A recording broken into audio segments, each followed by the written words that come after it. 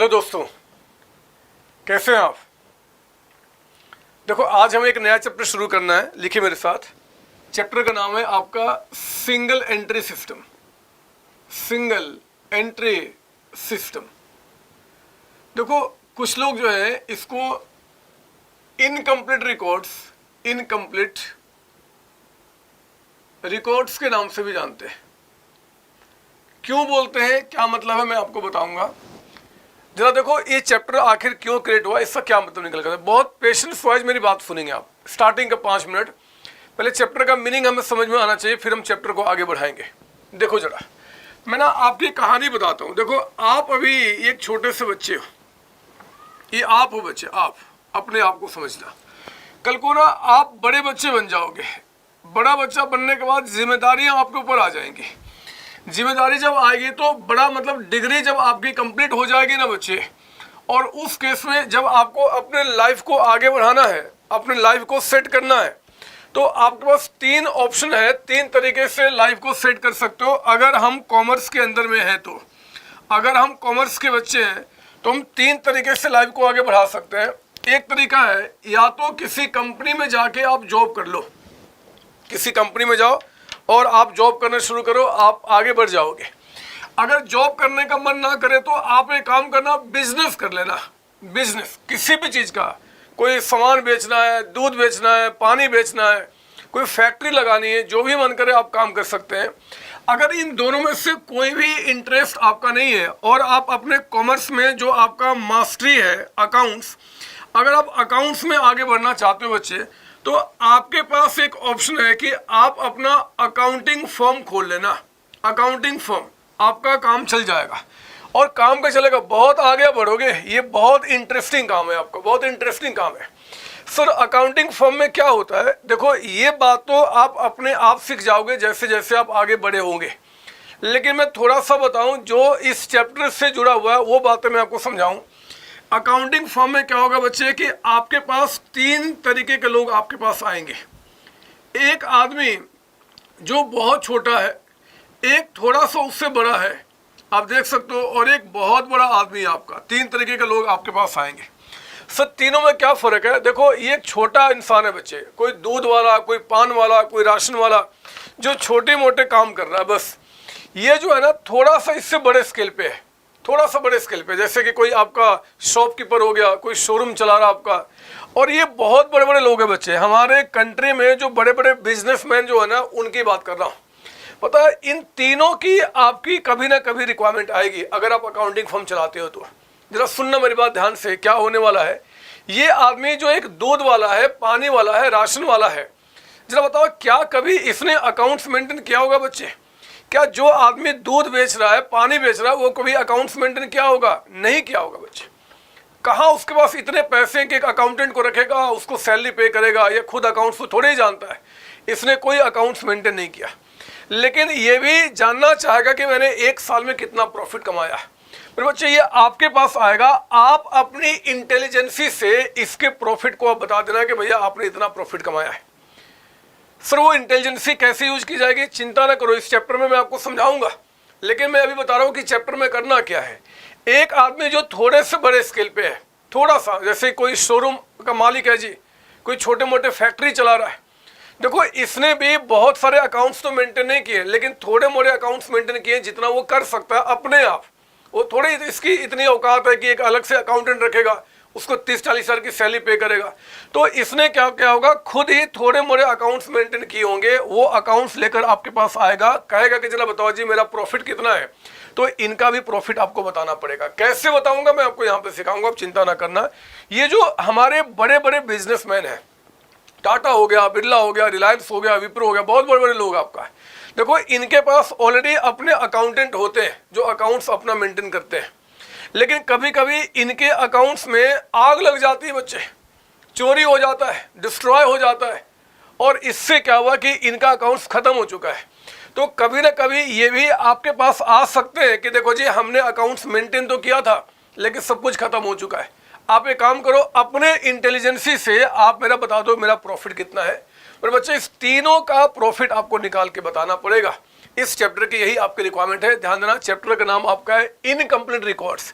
Records यहाँ पे क्या होंगे, इनकम्प्लीट होंगे। अगर आप तीनों की बात करो तो क्या रिकॉर्ड्स या तो है ही नहीं या फिर बहुत इनकम्प्लीट है, बच्चे कम रिकॉर्ड है, लेकिन आपको प्रॉफिट निकालना पड़ेगा। ये हमने आपको बताया कि अगर कल को अकाउंटिंग फर्म, एक फर्म खोलते हो आप अकाउंटिंग को लेकर, तो क्या क्या काम करना पड़ सकेगा। सर क्या यही काम करना होगा? नहीं बच्चे, और भी कई सारे काम होते हैं, बट हम उसमें थोड़े ही फोकस करेंगे।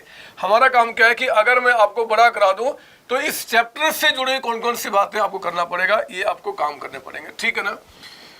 अब देखो, चैप्टर का अल्टीमेट आपको मीनिंग पता होना चाहिए कि चैप्टर में कर क्या रहे हैं।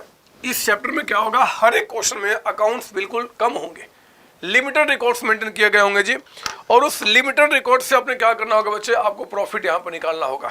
तो प्रॉफिट कैसे निकाला जाएगा मैं आपको सिखाता हूँ। आप जरा लिखना शुरू करेंगे।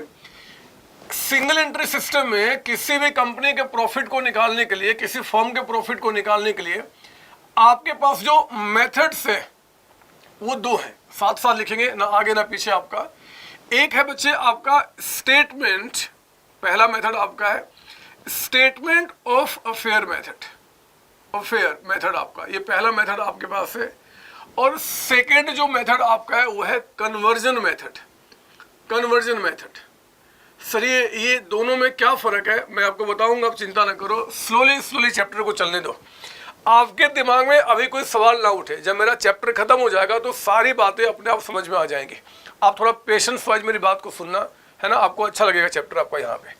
तो हमने कहा कि देखो जी, अगर इनकम्प्लीट रिकॉर्ड से आपको प्रॉफिट निकालना है तो दो तरीका हमारे पास है, एक है स्टेटमेंट ऑफ फेयर मेथड, दूसरा आपका कन्वर्जन मेथड। आप दोनों में से कोई भी तरीका फॉलो कर सकते हो। सर दोनों में क्या फ़र्क है मैं आपको बताऊंगा, पहले याद रखना मैंने 3 तरीके के लोग आपको बताए थे, एक छोटा, एक एवरेज और एक बहुत बड़ा। मेरे बच्चे जनरली ये लोग जब आते हैं ना आपके पास, एक दूध वाला, राशन वाला, पानी वाला, तो इनके लिए आप क्या करते हो, इस मेथड को फॉलो करते हो। जब इनका प्रॉफिट निकालना होता है तो हम स्टेटमेंट ऑफ अफेयर मेथड को फॉलो करते हैं, लेकिन जब हम इनका प्रॉफिट निकालते हैं बच्चे, इनका प्रॉफिट, तो जनरली हम क्या करते हैं, कन्वर्जन मेथड को फॉलो करते हैं, कन्वर्जन मेथड को। आपका सर दोनों में क्या फ़र्क है मैं आपको समझाऊंगा, चिंता नहीं करना। मैं आपको आज एक काम करता हूँ, पहले तो मैंने आपको बता दिया कि ये दोनों मेथड जो है बच्चे वो इनकम्प्लीट रिकॉर्ड से प्रॉफिट निकालने का आपका तरीका है, ठीक है ना। आज की क्लास में हम क्या करेंगे, हम अपने पहले मेथड पर फोकस करेंगे जिसका नाम है आपका स्टेटमेंट ऑफ अफेयर मेथड। पहले हम इसको समझेंगे जी, फिर बाद में हम उसको भी समझ लेंगे। तो पहले मैं इसको मिटाऊंगा, आपने लिख लिया होगा मेरे साथ, मुझे विश्वास है। और आप ना मेरे साथ एक काम करो, मेरे साथ एक काम करो, लिखो जरा आप यहाँ पे हेडिंग, आज का टॉपिक आपका है जी, आज हम सीख रहे हैं स्टेटमेंट ऑफ अफेयर मेथड। अगर कोई बाहर वाला इंसान आपसे मिल जाए और वो पूछे कि जरा बताओ आप ये दो मेथड में क्या कर रहे हो या इस चैप्टर में क्या कर रहे हो, तो आप कहना कि भैया रिकॉर्ड्स इनकम्प्लीट है या रिकॉर्ड्स है ही नहीं, हम उनसे भी प्रॉफिट निकालने की कोशिश कर रहे हैं, और हाँ रियल प्रॉफिट, सही प्रॉफिट आपका, ठीक है ना। देखो जरा क्या होगा इस मेथड के अंदर में, इस मेथड के अंदर में आप ना एक काम करना, मेरी बात ध्यान सुनेंगे, आप एक डायग्राम यहाँ बनाओ, एक डायग्राम यहाँ बनाओ। देखो थोड़ा सा ना आपको परेशानी होगी क्योंकि मैं बार बार बीच में चेंज करूंगा, इसलिए डायग्राम आप बड़ा बना लो ताकि मेरे साथ साथ आप भी यहाँ पे क्या करो, चेंज कर पाओ यहाँ पे, ठीक है ना। तो ये आपका रजिस्टर का स्टार्टिंग से लेकर एंड तक का आपने एक डायग्राम बना लिया, और इस डायग्राम पे आपने यहाँ लिखा, मान लो 1 जनवरी 2017, ये हमारा 1 जनवरी 2017 है, और यहाँ मैंने लिखा जी आपका 31 दिसंबर 2017, यानी कि साल का एंड, साल का एंड हुआ। अब मेरी बात ध्यान सुनना, ध्यान से मेरे बच्चे, ये जो इंसान है ना, ये इंसान वो राशन वाला, वो दूध वाला, जो बहुत ही छोटे लेवल पे काम कर रहा है, ये छोटा इंसान है बच्चे, ये छोटा इंसान है जो आपके पास आता है और आके कहता है कि जरा बताओ हमने कितना प्रॉफिट कमाया।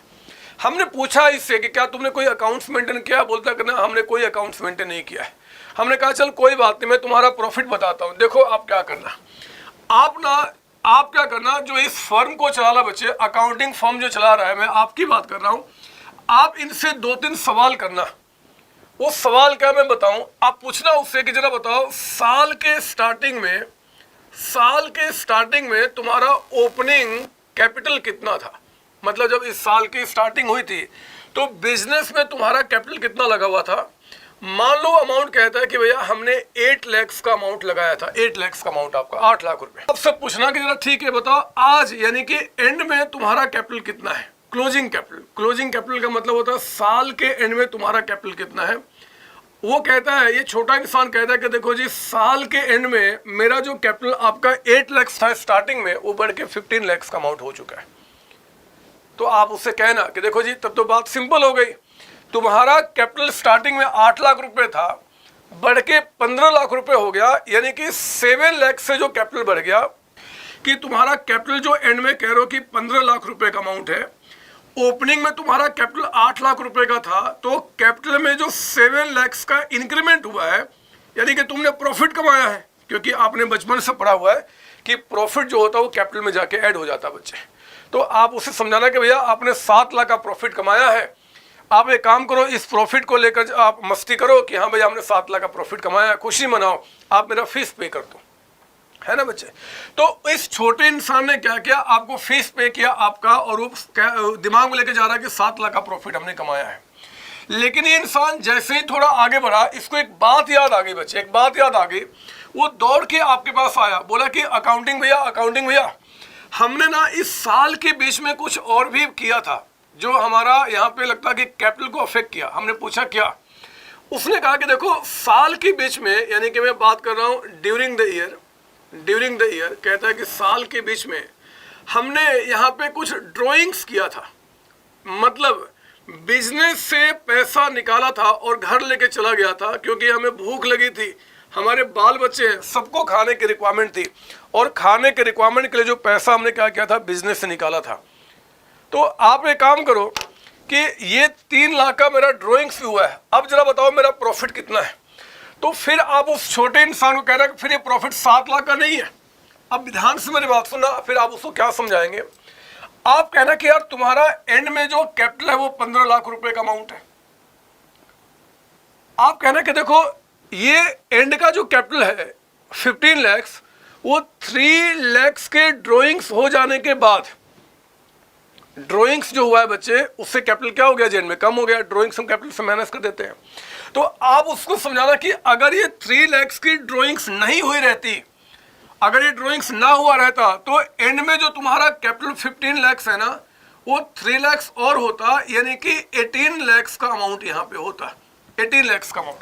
समझ लो मेरी बात, कोई बड़ी बात थोड़ी सिखा रहा हूँ जी, आप जानते हैं इस बात को यार। 15 लाख आप एंड में कैपिटल बता रहे हो, लेकिन तब जब 3 लाख की आप ड्राइंग्स कर चुके हो, अगर ये ड्राइंग्स ना हुआ होता तो फिर तुम्हारा कैपिटल एंड में कितना होता है, 18 लाख आपका। फिर आप कहना कि यार 18 लाख एंड में होता, स्टार्टिंग में जो तुम्हारा कैपिटल था वो 8 लाख का अमाउंट था, तो 8 लाख जो बढ़ के 18 हो गया, यानी कि आपने जो प्रॉफिट कमाया है वो 10 लाख का प्रॉफिट कमाया है, 10 लाख का, है ना बच्चे, 10 लाख का प्रॉफिट कमाया है। तो जरा बताओ ये छोटा इंसान और खुश हो जाएगा ना कि कहाँ हमने 7 लाख सोचा था 10 लाख का प्रॉफिट हो गया। और स्वाभाविक सी बात है, आप जरा बताओ यहाँ पे कि 8 लाख बढ़ के 15 लाख हो गया, तो 7 लाख का एक तो ये प्रॉफिट कमाया आपने, और 3 लाख का जो ड्राइंग्स आप घर लेके जा चुके हो वो भी प्रॉफिट ही तो है, प्रॉफिट ही तो है। तो कितना कमाया आपने, टोटल 10 लाख का अमाउंट कमाया। बात समझ में आ रही है? तो सर हाँ समझ में आ रही है, पता है। अब ये छोटा इंसान ना और खुश हो गया, बोला कि यार हमने 10 लाख का प्रॉफिट कमाया है, और फिर वो घर जाने लगा। लेकिन जब जैसे रास्ते में गया, इसको एक बात और ध्यान में याद आ गई, वो दौड़कर आपके पास आया, बोला कि अकाउंटिंग भैया ड्यूरिंग द ईयर हमने एक और भी काम किया था। हमने पूछा क्या, जरा बताओ। तो उसने कहा कि देखो घर की मेरी जो पर्सनल प्रॉपर्टी थी, घर में मेरे वाइफ के जो ज्वेलरी थे उनको मैंने बेच दिया था एक समय, और वो बेच के पैसा भी मैंने बिजनेस में डाला था। कुछ पैसे की रिक्वायरमेंट आ गई थी बिजनेस में, तो मैंने घर का यानी कि पर्सनल कोई एसेट्स बेचकर वो पैसा भी बिजनेस में हमने डाला था। तो एक्चुअली वो कहना चाहता है कि मैंने बिजनेस में एडिशनल कैपिटल दिया है बच्चे। वो कहना चाहता है कि हमने बिजनेस में क्या किया है, एडिशनल कैपिटल दिया है। हमने पूछ लिया कि जरा बताओ कितना तुमने घर की जो प्रॉपर्टी थी, घर में जो वाइफ की ज्वेलरी थी, वो कुछ भी आपने बेच के बिजनेस में कितना डाला। वो कहता है कि देखो जी हमने यहाँ पे 5 लाख रुपए बिजनेस में इन्वेस्ट किए थे, 5 लाख। तो आप कहना जरा सोच लो पहले, और तो कुछ नहीं हुआ था, क्योंकि अब मैं दोबारा नहीं सुनूंगा, इतने कम फीस पे कर रहे हो 500-600 रुपये, और इतनी सारी बातें बार बार बोल रहे हो। जरा सोच लो कि कैपिटल में कोई और तो चेंज नहीं किया था, उसने कहा कि नहीं अब हमने कोई चेंज नहीं किया था, कसम खाता हूँ, आप बता दो मेरा प्रॉफिट कितना है। तो फिर आप इस छोटे इंसान का प्रॉफिट निकालना कुछ इस तरीके से, जरा सुनना। देखो आपने क्या बोला, आपने कहा कि कैपिटल आपका 15 लाख से एंड में, आपका जो कैपिटल है कितना जी, 15 लाख रुपए। लेकिन ये जो एंड में कैपिटल है, ध्यान देना, इस एंड में जो कैपिटल होता है बच्चे, इसमें ये सारी बातें ऑलरेडी प्लस माइनस हो जाती हैं। आप पढ़े हो ना, एंड का कैपिटल निकलते समय ये drawing additional capital already plus minus हो चुके होंगे। तो आप उसको समझाना कि 15 लाख जो एंड में कैपिटल है, ये ड्रॉइंग्स 3 लाख का हो जाने के बाद, अगर ये ड्रॉइंग्स ना हुआ होता तो 3 लाख कैपिटल आपका और होता, यानी कि 18 लाख का अमाउंट।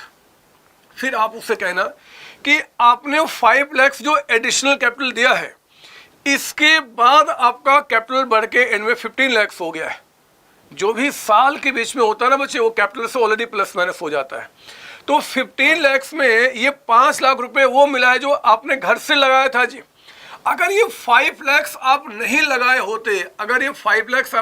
होते, तो उस केस में आपका जो कैपिटल होता वो कितना होता जी, 13 लाख का अमाउंट आपका।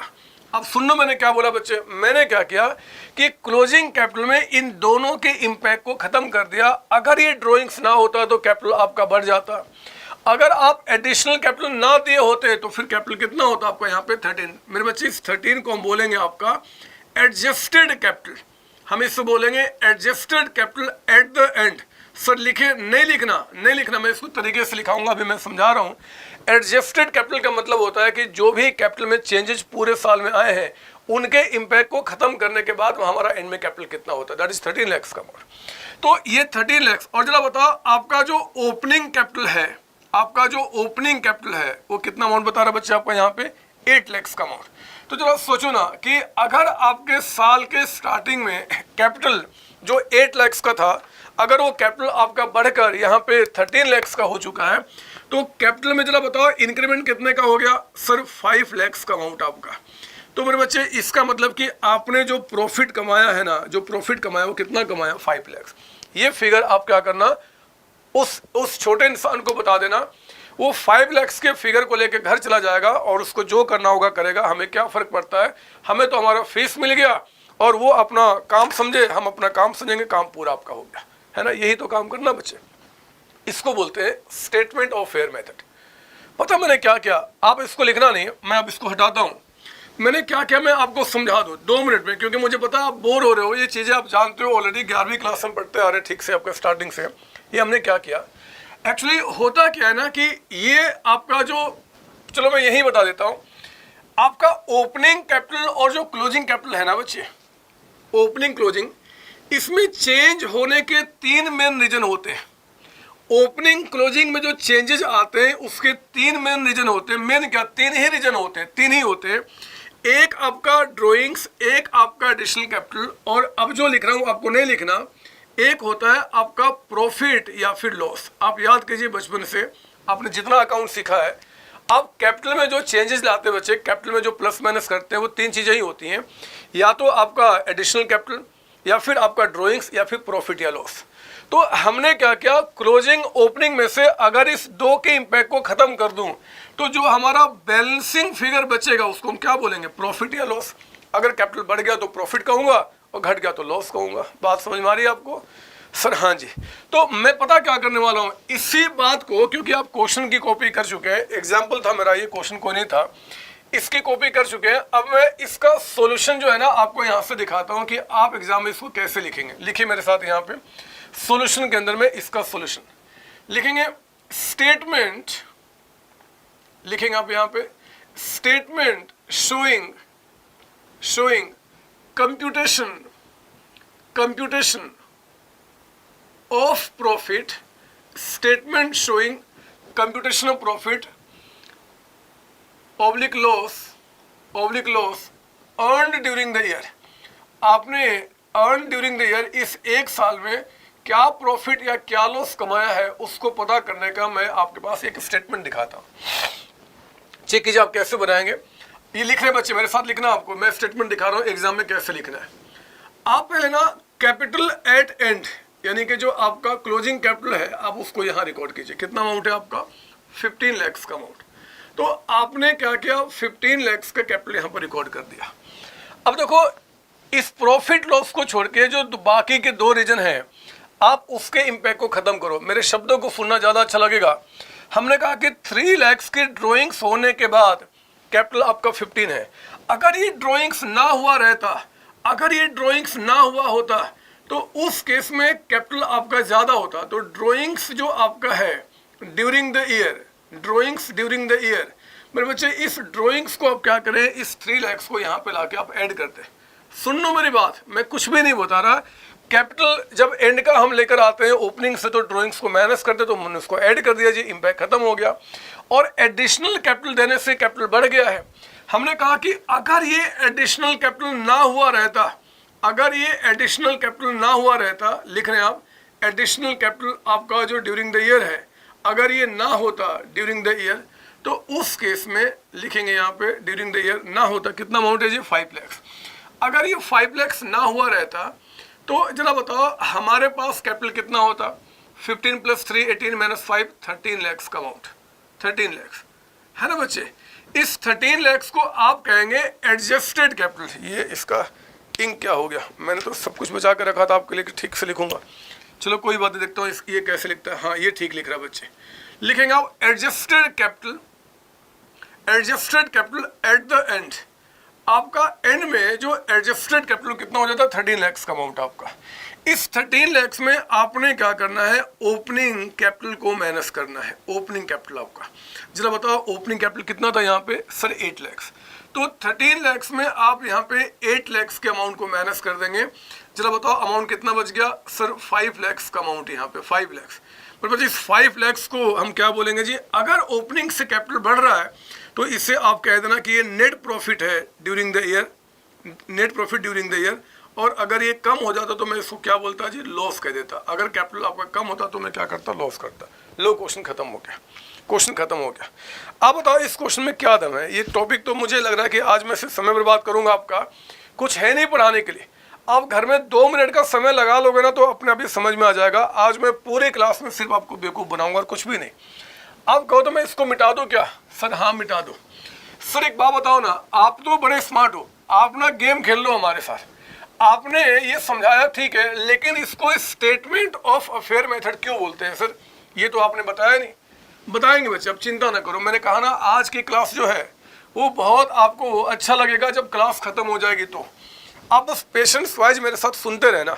अगर आपका पेशेंस बीच में लूज हो गया और आपने कहा कि क्लास तो बोरिंग है, मुझे आगे नहीं पढ़ना, तो आप बहुत बड़ी भूल करोगे बच्चे, आपका बहुत बड़ी भूल करोगे। आपको बहुत ध्यान से मेरी बातें सुननी है।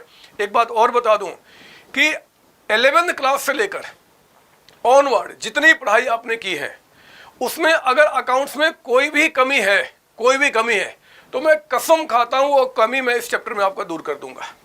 लेकिन बशर्ते कि आपको पेशेंस वाइज मेरी बात सुननी पड़ेगी, है ना। इसमें ये चैप्टर जो है ना बच्चे, क्योंकि इनकम्प्लीट रिकॉर्ड्स, कुछ गलतियां हैं, कुछ रिकॉर्ड्स मेंटेन नहीं हुए, सबको ठीक करना होगा। मैं सब कुछ सिखाऊंगा और आप सच्ची बता रहा हूँ, सच्ची बता रहा हूँ, आपका अकाउंट्स पूरा का पूरा मैं स्ट्रॉन्ग कर दूंगा। इस चैप्टर पे पूरा मेरे साथ चलना, देखो आपको कितना मजा आएगा। मैं काम करूँ क्या, भाषण देने के बजाय क्वेश्चन करा दूं मैं, आपको अच्छा लगेगा। आप जरा आ जाओ मेरे बुक का क्वेश्चन नंबर 1 चेक करेंगे आप। क्वेश्चन नंबर 1 क्या बता रहा है, आओ जरा चेक करेंगे। क्वेश्चन नंबर 1 यहाँ पे मिला बच्चे? क्वेश्चन नंबर 1 निकालेंगे, जल्दी से देखिए अपने बुक में। और क्वेश्चन नंबर 1 निकालेंगे सिंगल एंट्री सिस्टम का।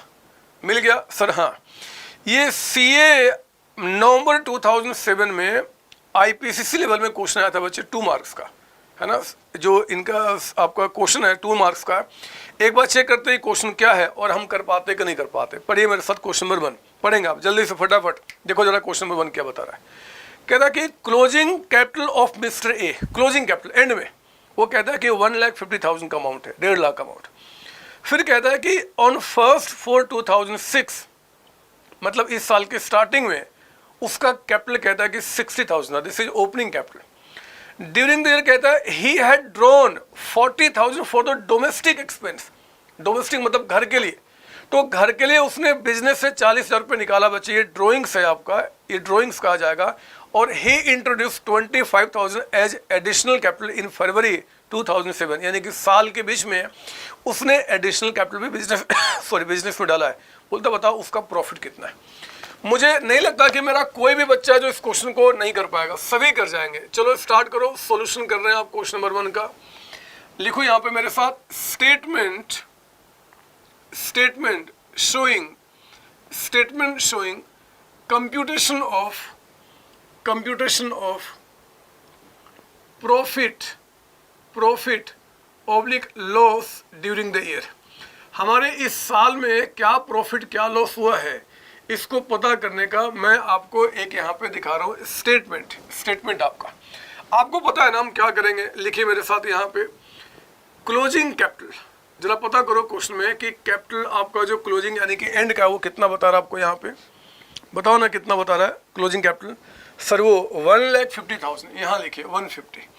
मेरे बच्चे ओपनिंग से क्लोजिंग आते समय जिनको आप प्लस करते हो उसको माइनस कर दो, जिसको माइनस करते हो उसको प्लस कर दो, यानी कि उसका इम्पैक्ट खत्म कर दो। यानी कि देखो ना, जो आपको 40,000 का ड्राइंग्स बता रहा है क्वेश्चन में, हमने कहा अगर वो ड्राइंग्स ना हुआ रहता, यानी कि ड्राइंग्स ड्यूरिंग द ईयर जो अमाउंट आपका बता रहा है ड्यूरिंग द ईयर, हमने कहा अगर ये ना हुआ रहता, कितना अमाउंट है आपका 40,000। तो बताओ अगर ये ड्राइंग्स ना होता तो एंड में कैपिटल 150 से कम होता कि ज़्यादा होता? सर ज़्यादा होता। तो हमने क्या किया, यहाँ पे आपको 40,000 ऐड किया। माइनस करो आप यहाँ पे एडिशनल कैपिटल आपका, लिखिए additional capital during the year. अगर साल के बीच में एडिशनल कैपिटल आप ना दे रहे थे ड्यूरिंग द ईयर, तो उस केस में आखिर ये आपका कितना अमाउंट होता है, कितना बता रहे एडिशनल कैपिटल 25। इन सबके इम्पैक्ट को खत्म करके जरा बताओ 150 प्लस 40 190 माइनस 25 कितना हो गया 165, है ना बच्चे, चेक कर लो। सर हाँ वही आएगा। इसको हम क्या बोलते हैं बच्चों, इसको हम कहते हैं एडजस्टेड कैपिटल। इसे कहते हैं हम adjusted capital at the end. आपका 165 हो गया। हम इसमें से माइनस कर देंगे, हटा देंगे ओपनिंग कैपिटल जो था, साल के स्टार्टिंग का जो आपका कैपिटल था। जरा बताओ आपके साल के स्टार्टिंग में कैपिटल कितना बता रहा बच्चों यहाँ पे। सर साल के स्टार्टिंग में 60,000। तो आप यहाँ से क्या करो 60,000 का अमाउंट माइनस करो। मुझे बताओ जरा 60 बढ़ के 165 हो गया तो आपने कितना प्रॉफिट कमाया होगा 1,05,000। यही आपका नेट प्रॉफिट है। जरा बताओ हमारे सी एग्जाम में ये क्वेश्चन 2 नंबर का आया है। क्या मेरा कोई भी ऐसा बच्चा है, कोई भी बच्चा किसी भी लेवल का जो ये क्वेश्चन नहीं कर पाएगा? सर क्यों नहीं कर जाएंगे, ये तो कुछ है नहीं क्वेश्चन आपका, ये तो सर हमसे ही हो जाता। हाँ बच्चे हाँ, इसमें कुछ दमी ने जो मुझे समझाना है, आप प्लीज़ इसकी कॉपी कर लो, पहले आप इसकी कॉपी कर लो। सर हो गया कॉपी, आगे बढ़ो सर, आप आगे बढ़ो। कुछ है नहीं इसमें समझाने को, लेकिन सर अभी तक आपने नहीं बताया कि इसको स्टेटमेंट ऑफ अफेयर मेथड क्यों बोलते हैं। चलो मैं वो भी बता दूंगा, आप पहले इसकी कॉपी कर लो। सर कर लिया हमने। लो मैं अब इसको मिटाता हूँ, और जरा मुझे बताओ ये क्वेश्चन कितने नंबर का था? सर 2 मार्क्स का, 2 नंबर का। पता बच्चे इंस्टीट्यूट को 2 नंबर देने में आपको मजा नहीं आता। वो चाहेगा तो इस मेथड में आपको 6 नंबर 8 नंबर 10 12 नंबर भी दे सकता है।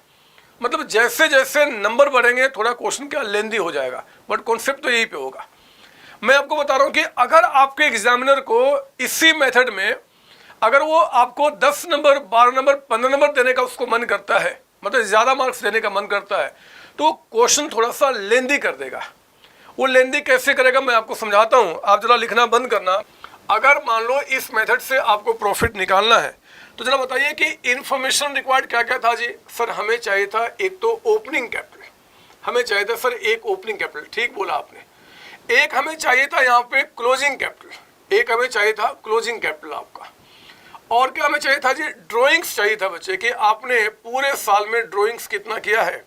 और एक हमें चाहिए था एडिशनल कैपिटल। बिलीव करो आप मुझे ये 4 बातें बता दो, मैं दुनिया में किसी भी आदमी का प्रॉफिट बता सकता हूँ। मैं प्रूफ भी कर दूंगा कि प्रॉफिट बिल्कुल सही निकल के आएगा, थोड़ा सा पेशेंस रखना।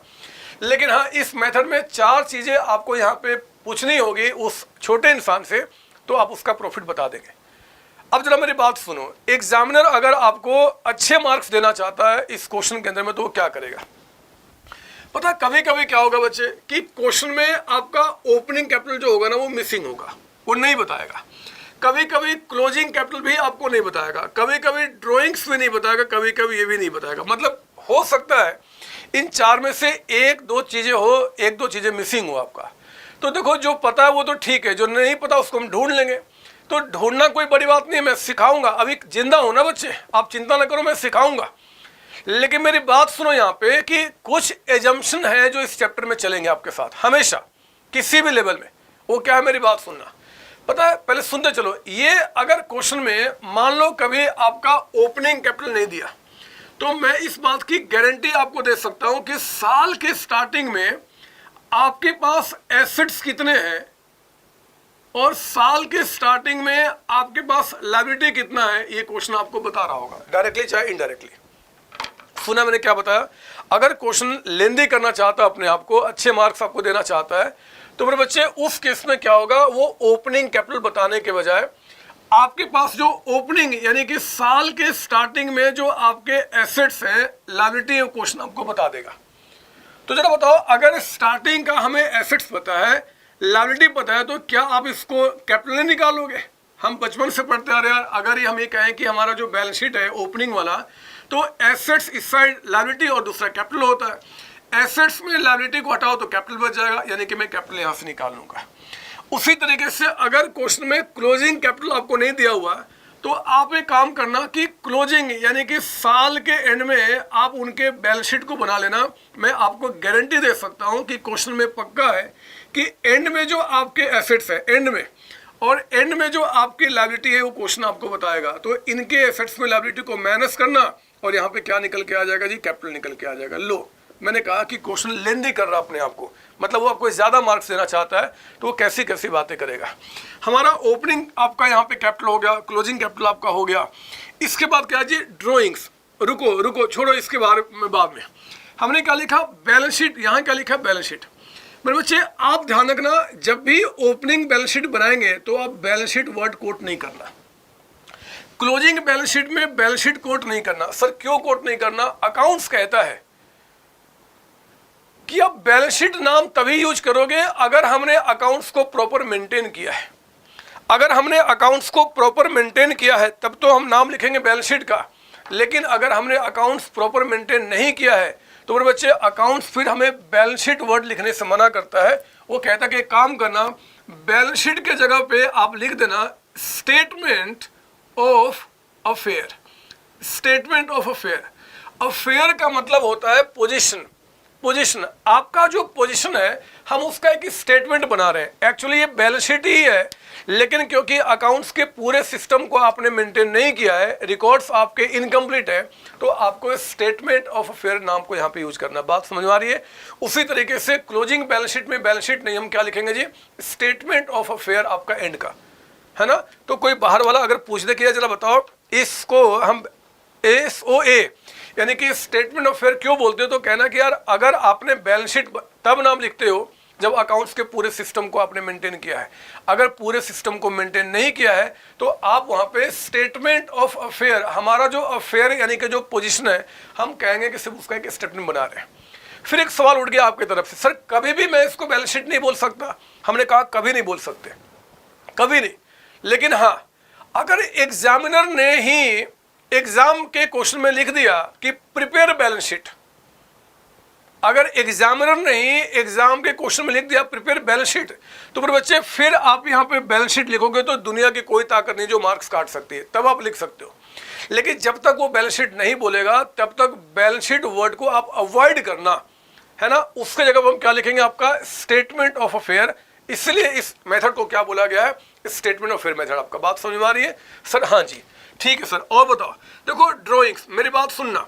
एक तो बता दो, ड्राइंग्स जो है ना बच्चे, वो एग्जामिनर जो है वो कई तरीके से आपको बोल सकता है, कई तरीके से। जरा देखो ना, क्वेश्चन कहता है कि यार हमें अपने बेटे बेटी को पढ़ाना है और पैसा हमने बिजनेस से निकाला। हमने भूख लगी थी, घर को में खाना खाने के लिए हमने पैसा बिजनेस से निकाला। हमने अपने घर का, बिजनेस का नहीं, घर का रेंट पे किया, घर का हमने इलेक्ट्रिसिटी पे किया, घर का कोई भी काम किया, कोई भी काम, और अगर पैसा बिजनेस से निकला है मेरे बच्चे तो वो ड्राइंग्स ही कहा जाएगा। आप इस बात को जानते हैं कि ड्राइंग्स का मतलब होता है पर्सनल पर्पस के लिए, मुझे किसी को कुछ गिफ्ट देना है, मुझे अपने बेटे की शादी करनी है, मुझे अपनी बेटी की शादी करनी है और पैसा मैंने बिजनेस से निकाला, ये सारे आपके ड्राइंग्स के ही नाम होते हैं, ड्राइंग्स। तो आप कंफ्यूज नहीं होना, एग्जामिनर के चक्कर में नहीं आना। वो ड्राइंग्स किसी तरीके से बोलेगा, आप समझ लेना कि अगर पर्सनल पर्पस में पैसा खर्च हो रहा है तो हम ड्राइंग्स उसको बोलेंगे। और उसी तरीके से आपका एडिशनल कैपिटल, अगर वो कुछ भी कहेगा कि घर की कोई भी प्रॉपर्टी बेचकर, घर का कोई भी एसेट्स बेचकर, घर का कुछ भी बेच के अगर पैसा आपने बिजनेस में इन्वेस्ट किया है, बिजनेस में इन्वेस्ट किया है, बिजनेस में आपने लगाया है, तो मेरे बच्चे वो एडिशनल कैपिटल कहा जाएगा। आप सुनने मेरी बात मैं क्या बता रहा हूं? सर हाँ सर ठीक बोल रहे हो आपकी, मतलब आप कहना चाहते हो और सर क्यों समझा रहे हो? हमने बचपन से पढ़ा कि एडिशनल कैपिटल का मतलब होता है कि घर से कुछ पैसा अगर हम बिजनेस में डालेंगे, that is called additional capital आपका। ठीक है बच्चे, मैंने वही बता दिया, थोड़ा रिवीजन करा दिया, आप मुझ पर गुस्सा ना करो, मैं समझा रहा हूं। लेकिन एक बात ध्यान रखना, एक बात ध्यान रखना, किसी भी क्वेश्चन के अंदर में ओपनिंग कैपिटल क्लोजिंग कैपिटल होना जरूरी है। अगर ओपनिंग क्लोजिंग कैपिटल होगा तभी मैं प्रॉफिट निकाल सकता हूं स्टेटमेंट ऑफ फेयर मेथड से, क्योंकि हमें ओपनिंग क्लोजिंग को कंपेयर करना पड़ता है। लेकिन पता है ये जो लास्ट के दो नाम लिखा ना हमने, ड्राइंग्स और एडिशनल कैपिटल, ये अगर होंगे तो क्वेश्चन पक्का आपको बताएगा। अगर ये दो में से कोई भी नाम अगर होगा उस क्वेश्चन में तो पक्का क्वेश्चन बताएगा। अगर क्वेश्चन इन दो नाम के बारे में साइलेंट है, चुप है, तो आप समझना कि फिर वो जीरो होगा बच्चे, वो जीरो होगा, नील होगा। सुनना मेरी बात, मैंने क्या बताया, दोबारा सुन लो शॉर्ट में। ओपनिंग क्लोजिंग कैपिटल होना जरूरी है, ये होगा तभी प्रॉफिट निकल सकता है, नहीं तो मुझे ढूंढना पड़ेगा चाहे कुछ भी हो जाए। लेकिन ये जो दो नाम है ना, अगर होगा तो क्वेश्चन बताएगा, नहीं होगा तो फिर नहीं बताएगा। यानी कि आपको इसके बारे में ज्यादा बॉदर नहीं करना, हम देख लेंगे क्वेश्चन क्या निकल के आता है। आओ ना, इतना चिल्ला रहा हूं, इतना फायदा ही कुछ नजर नहीं आ रहा है। क्यों ना मैं एक क्वेश्चन आपको इस पे करा दूं कि अगर एग्जामिनर को आपको अच्छे मार्क्स देने का मन करेगा तो वो आखिर कैसी कैसी बातें और आपके साथ कर सकता है। आइए जरा हम आपके बुक का क्वेश्चन नंबर 2 पढ़ेंगे। क्वेश्चन नंबर 2 एक बार देखते हैं क्वेश्चन क्या बता रहा है, जल्दी से आएंगे। क्वेश्चन नंबर 2 चेक कीजिए मेरे साथ, क्वेश्चन साथ साथ पढ़ना है आपको, बिल्कुल आगे पीछे नहीं होना। क्वेश्चन साथ साथ, क्वेश्चन नंबर 2 मिल गया बच्चे, मिल गया क्वेश्चन नंबर 2? अरे बोलो ना हाँ, मैं पूछ रहा हूँ आपसे। सर हाँ, चिल्लाओ नहीं, समझ गया। पता नहीं कैसा आप मेरी बात सुनोगे, सुन लेता हूँ। मैंने कहा ना, मेरे जो नसें हैं ना बच्चे, यहाँ के नसें, वो आपके नसों से मिली हुई हैं। जो आपका इंटरेक्शन होता है, जो आप सोच रहे हो मेरे दिमाग में आ रहा है, आप चिंता नहीं करना। आप पढ़ो इस क्वेश्चन क्या बता रहा है। क्वेश्चन नंबर 2 कहता है कि retail trader does not keep double entry system. एक रिटेल ट्रेडर बच्चे जो डबल एंट्री सिस्टम मतलब प्रॉपर अकाउंट्स मेंटेन नहीं करता। हमें पता है अगर वो प्रॉपर अकाउंट्स मेंटेन करता तो इस मेथड में हम उसको पढ़ते ही नहीं। आपका सिंगल एंट्री मतलब क्या, इनकम्प्लीट रिकॉर्ड्स आपका रहा होगा। आगे पढ़ना, हिज बैलेंस शीट कहता है कि on 1 January 2017 was as follow. Opening balance sheet बता रहा, ओपनिंग क्या क्या बता रहा जी, देखो जरा। कैश है, बैंक है, स्टॉक है, डेटर्स है, फर्नीचर है, क्रेडिटर्स है और कैपिटल है। लो, आपका ओपनिंग बैलेंस शीट इसने खुद दे दिया, और क्योंकि इसने बैलेंस शीट वर्ड खुद यूज किया तो आप झगड़ा नहीं करना कि क्यों कर दिया। वो कर सकता है ना, लिखता तो मैं बोलता स्टेटमेंट ऑफ फेयर, बट बोला तो कोई बात नहीं। हाँ, कैपिटल में ओपनिंग का पता है। नीचे आइए, कहता है कि his position at the end of year, साल के एंड में कहता है कि कैश आपका इतना है, बैंक इतना है, स्टॉक है, डेटर्स है, फर्नीचर है, क्रेडिटर्स है। मुझे समझ में नहीं आ रहा कि आखिर वो एंड के आपके जो एसेट्स हैं, जो लायबिलिटी है, वो क्यों बता रहा है, वो क्यों बता रहा है मेरे बच्चे? इसलिए बता रहा है कि एंड का आप कैपिटल निकाल दो। अभी मैंने समझाया था कि अगर एंड का कैपिटल नहीं बताएगा तो एंड के बैलेंस शीट का आइटम आपको देगा, वो दे रहा आपका। आगे पढ़ना, आगे पढ़ना। ही विड्रॉ 9000, रुक जाओ, इसके आगे नहीं पढ़ना। कहता है कि उसने 9000 विड्रॉ किया। इसका मतलब क्या, ड्रॉइंग्स कितना हुआ बच्चे? 9000 रुपये हो गया। बोलो ना हाँ सर हाँ। लेकिन आगे पढ़ना क्या बता रहा है कि out of which he spent 6000 on cost of purchasing a motor car for the business। ओह, ये देखो 9000 का उसने ड्राइंग्स किया तो था बिजनेस से, लेकिन 9000 में से 6000 का उसने मोटर कार परचेज किया फॉर द बिजनेस, बिजनेस के लिए ही। यानी कि 6000 तो बिजनेस में ही खर्च हो गया।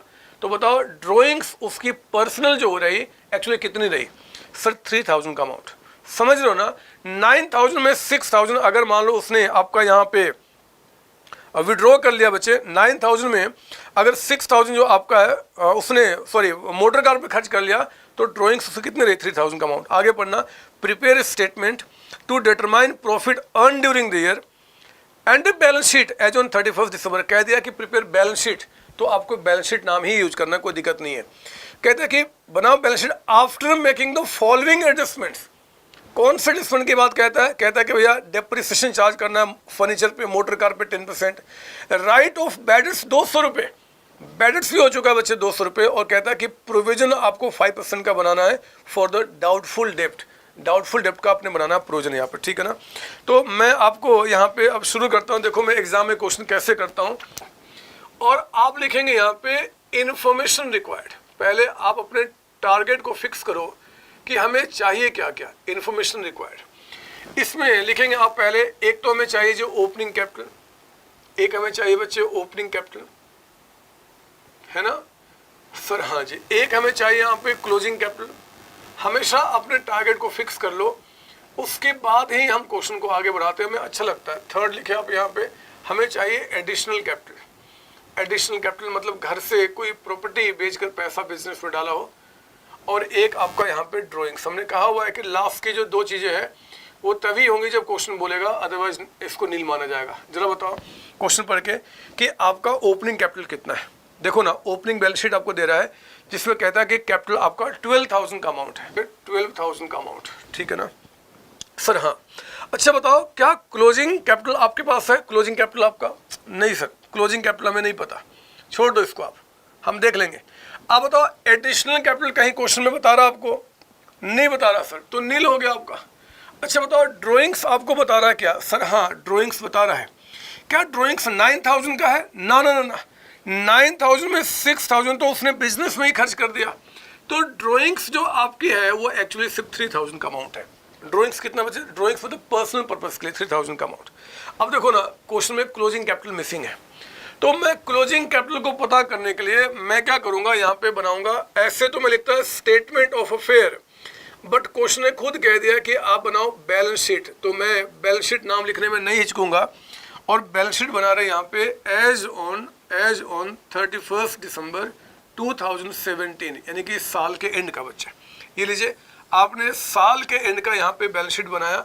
हमारा मकसद होगा कि साल के एंड में जितने भी हमारे एसेट्स हैं, जितने भी हमारी लायबिलिटीज हैं, उनके क्लोजिंग बैलेंस को यहाँ पे लिखना, ताकि मैं यहाँ पे किसी तरीके से पता कर लूँ कि एंड का कैपिटल कितना है। देखो ना, आपको अच्छा लगेगा।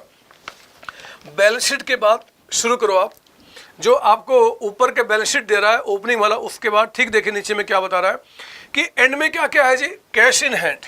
लिखो यहाँ पे एंड में जो आपका कैश इन हैंड है, कैश इन हैंड एंड में वो कहता है आपका यहाँ पे कितना अमाउंट है एंड में, कैश 4000 का अमाउंट। तो आपने यहाँ लिखा जी 4000 का अमाउंट है। फिर कहता है कि एंड में जो आपका बैंक है, बैंक वो कितना बता रहा हमें सर 2000, तो एंड में आपका 2000 का अमाउंट, ध्यान से। फिर कहता है कि एंड में आपका जो स्टॉक है वो कहता है कि 5500 का। तो स्टॉक जो मेरे बच्चे एंड में बता रहा है 5500 का, वो भी हमने रिकॉर्ड कर लिया। और चेक करो नीचे क्या बता रहा है एंड में आपको, यहाँ पे कहता है कि डेटर्स आपका 4600 के हैं डेटर्स। लेकिन मेरे बच्चे काम करना, डेटर्स जो आपका है ना 4600 का, उसको आप अंदर वाले कॉलम में लिखेंगे। आप अंदर वाले कॉलम में। सर क्यों अंदर वाले कॉलम में, क्यों? क्योंकि क्वेश्चन ने खुद कहा है बच्चे, जरा आप एक काम करो, नीचे से 4th लाइन पढ़ो आप। नीचे से 4th लाइन है, मतलब जहाँ ABC लिखा है, ठीक है, उसको ऊपर का लाइन कि कहता है कि prepare balance sheet as on 31 December after making the following adjustments. मतलब ये जो ABC में जो पॉइंट्स है ना बच्चे, वो अभी तक एंड का बैलेंस निकालने में जो बता रहा, अभी उसको हमने एडजस्ट नहीं किया है। यानी कि ऊपर के लाइन में जो बैलेंसेज आपका बता रहा 4600 डेटर्स का आपका है, इनमें अगर कुछ पॉइंट A, B या C में इससे जुड़ा हुआ है तो अभी तक हमने उसको एडजस्ट नहीं किया है, हमें उससे पहले एडजस्ट करना पड़ेगा। तो जरा चेक करो कौन सा ऐसा चीज़ दिख रहा है जो आपका यहाँ पे डेटर्स से जुड़ा हुआ है ABC पॉइंट में। सर पॉइंट नंबर B वो कहता है कि राइट ऑफ बैडेट्स 200 रुपीज़, आपका 200 रुपये का बैडेट्स हो चुका है।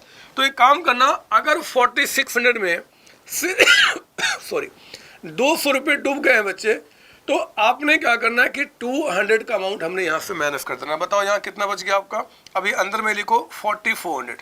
सर अंदर में क्यों, क्योंकि अभी आगे यहाँ पे कह रहा है, ध्यान सुनना यहीं पे पॉइंट नंबर सी में, कि हमें 5% का एक प्रोविज़न भी बनाना है फॉर डाउटफुल डेप्ट। हमें डाउट है बच्चे कि शायद इसमें से 5% और डूब जाएगा। तो आप याद कीजिए, बचपन में आपने पढ़ा है जब डेटर्स पे डाउट क्रिएट होते हैं, we create provision for doubtful डेप्ट। प्रोविजन फॉर डाउटफुल डेप्ट आपका बताओ जरा, यहाँ पे 2 कितना हो जाएगा 5%, सर 220। तो बाहर कितना आ गया 4180 का अमाउंट। अगर आपको प्रोविजन फॉर डाउटफुल डेप्ट का कॉन्सेप्ट नहीं पता तो ध्यान देना, जितने बच्चे दूर बैठे हुए हैं मैंने उनके लिए 2 काम कर दिया बच्चे। अगर आपके सिलेबस में फाइनल अकाउंट चैप्टर है तो फाइनल अकाउंट में मैंने बड़े डिटेल वे में इसका कॉन्सेप्ट आपको समझाया है कि इसका मतलब क्या होता है। जिन बच्चों के सिलेबस में फाइनल अकाउंट नहीं है उनके लिए मैंने specially provision for doubtful debt का जो टॉपिक है मैंने आपके यूट्यूब पे डाला हुआ है, आप उसको देखकर इसके पूरे इन डेप्थ कॉन्सेप्ट को समझ लेंगे। मैंने पहले ही कहा है कि इस चैप्टर में अगर आपको मास्टरी करना है तो कोई भी कॉन्सेप्ट आपका खराब नहीं होना चाहिए, आपको वहाँ बातें अच्छी तरीके से समझ में आ जाएंगे। और फिर हमने क्या किया, उस अमाउंट को यहाँ पर लिख दिया। मैं इसका डिटेल डिस्कशन अभी नहीं कर रहा क्योंकि कोई फ़ायदा नहीं होगा इसका डिटेल डिस्कशन करने से। खैर डेटर्स जो आपका हो गया जी 4180 का, ये भी काम पूरा हुआ। और आगे बढ़ो, देखो जरा क्या बता रहा है, पढ़ेगा फिर से। आपका ऊपर का जो बैलेंस शीट है उसमें फर्स्ट लाइन बिल्कुल लास्ट में लिखा था डेटर्स जी 46, वो हो गया। फिर कहता है फर्नीचर लिखिए यहाँ पे। आपका जो फर्नीचर है, फर्नीचर जरा बताओ कितने का बता रहा है आपको फर्नीचर यहाँ पे। सर फर्नीचर कहता है आपका यहाँ पे 1500। इसको भी अंदर में लिखना बच्चे, आपका अंदर में लिखना, क्योंकि इस पे भी पॉइंट नंबर ए में कह रहा है कि आपने चार्ज करना है यहाँ पे डिप्रिसिएशन। तो माइनस कीजिए आप यहाँ पे डिप्रिसिएशन, जरा बताओ कितना हो जाएगा। सर डिप्रिसिएशन कहता है कि 10% है, यानी कि 1500 का अमाउंट, 150 का अमाउंट है ना बच्चे। 1500 रुपये का फर्नीचर था, आपका 10% से डिप्रिशिएट हो गया। तो जरा बताओ ये कितना बच गया आपका 1350 का अमाउंट, आपका 1350 रुपये। और आगे बढ़ता हूँ क्या बता रहा आपको यहाँ पे, वो कहता है आपका क्रेडिटर्स है 6000 का। तो देखो एंड में जो क्रेडिटर्स हो यहाँ चला गया, एंड का आपका क्रेडिटर्स कितना बता रहा अमाउंट यहाँ पे 6000 का। एंड की सारी बातें रिकॉर्ड करूंगा तब एंड का कैपिटल निकल के आएगा। आगे पढ़ना, उसने 9000 की ड्रॉइंग्स की थी, 9000 में उसने 6000 मोटर कार परचेज किया फॉर द बिजनेस। आप मुझे बताओ ना कि साल के बीच में अगर मान लो मैं कोई एसेट्स एक्वायर करता हूँ मोटर कार जैसे आपका, तो क्या वो एंड के बैलेंस शीट में आएगा कि नहीं आएगा? आएगा सर, आएगा। साल के बीच में हम कुछ भी परचेज करेंगे तो पक्का है कि आपका क्लोजिंग बैलेंस शीट में वो दिखेगा। यानी कि आपने क्या करना है, वो मोटर कार भी यहाँ पर लेकर आना है। मोटर कार जरा बताओ कितने का था अमाउंट मोटर कार? सर 6000 का था, 6000 का। तो अब 6000 इसको भी अंदर में लिखो, क्योंकि इस पे भी कह रहा है कि आपने डिप्रिसिएशन चार्ज करना है। क्वेश्चन कहता है कि भैया आपने इस पे भी चार्ज करना है। जरा क्वेश्चन पढ़ के बताओ कितना डिप्रिसिएशन आपका यहाँ पे, कितना 10%। तो जरा बताओ आपका 6000 का 10% कितना हो जाएगा? 600 माइनस कीजिए और अमाउंट बाहर कितना चला गया 5400 के। पता है मेरा क्या मकसद है? मैं एक एक एसेट्स और एक एक लायबिलिटी का क्लोजिंग बैलेंस पता कर रहा हूँ। अगर मैं सबका क्लोजिंग बैलेंस पता कर लूँ तो क्लोजिंग एसेट्स में क्लोजिंग लायबिलिटी माइनस करके क्लोजिंग कैपिटल मेरा निकल जाएगा। मुझे पूरा विश्वास है ना, बचपन से पढ़ते आ रहे हैं। एक बात और सुनो, आपके दिमाग में हो सकता है सवाल उठे कि सर डिप्रिसिएशन पूरे 600 रुपये चार्ज कर दिया पूरे 1 साल का, साल के बीच में परचेज किया गया। हाँ बच्चे आप बिल्कुल ठीक सोचे कि साल के बीच में परचेज किया गया, बट डेट आपको नहीं बता रहा कब। अब मैं क्या करूं, भगवान थोड़ा ही हूं। डेट ना बताओ तो फिर मैं क्या करूंगा? फिर मैंने बोला यार पूरे साल का चार्ज कर दो। डेट बताओ तब तो मैं उतने समय का चार्ज करता, ना बताया तो पूरे साल का। और क्वेश्चन ने आपकी परेशानी खत्म भी की है। जरा पॉइंट ए पढ़ना और पॉइंट ए पढ़ के बताओ कि क्या डिप्रिसिएशन मोटर कार पे 10% पर एनम लिखा हुआ है या 10% लिखा हुआ है? सर 10% लिखा हुआ है, यानी कि फ्लैट चार्ज करो। आपको खुद कह रहा है कि आप टेंशन ना लो, बस आपने काम यहाँ करना है। तो लो हमने यहाँ पे रिकॉर्ड कर दिया। चेक कर लो कुछ बचा तो नहीं आपका एंड का? नहीं सर, सारी बातें रिकॉर्ड हो चुकी है। अब आप जरा इससे क्लोज करो और मुझे बताओ कि आपका बैलेंसिंग फिगर यहाँ पे जो कैपिटल है एंड का वो कितना निकल के आ रहा है? बैलेंसिंग फिगर आप जरा चेक करते कितना निकल के आता है बच्चे, फटाफट करेंगे, मुझसे आगे बढ़ने की कोशिश करें आप यहाँ पे।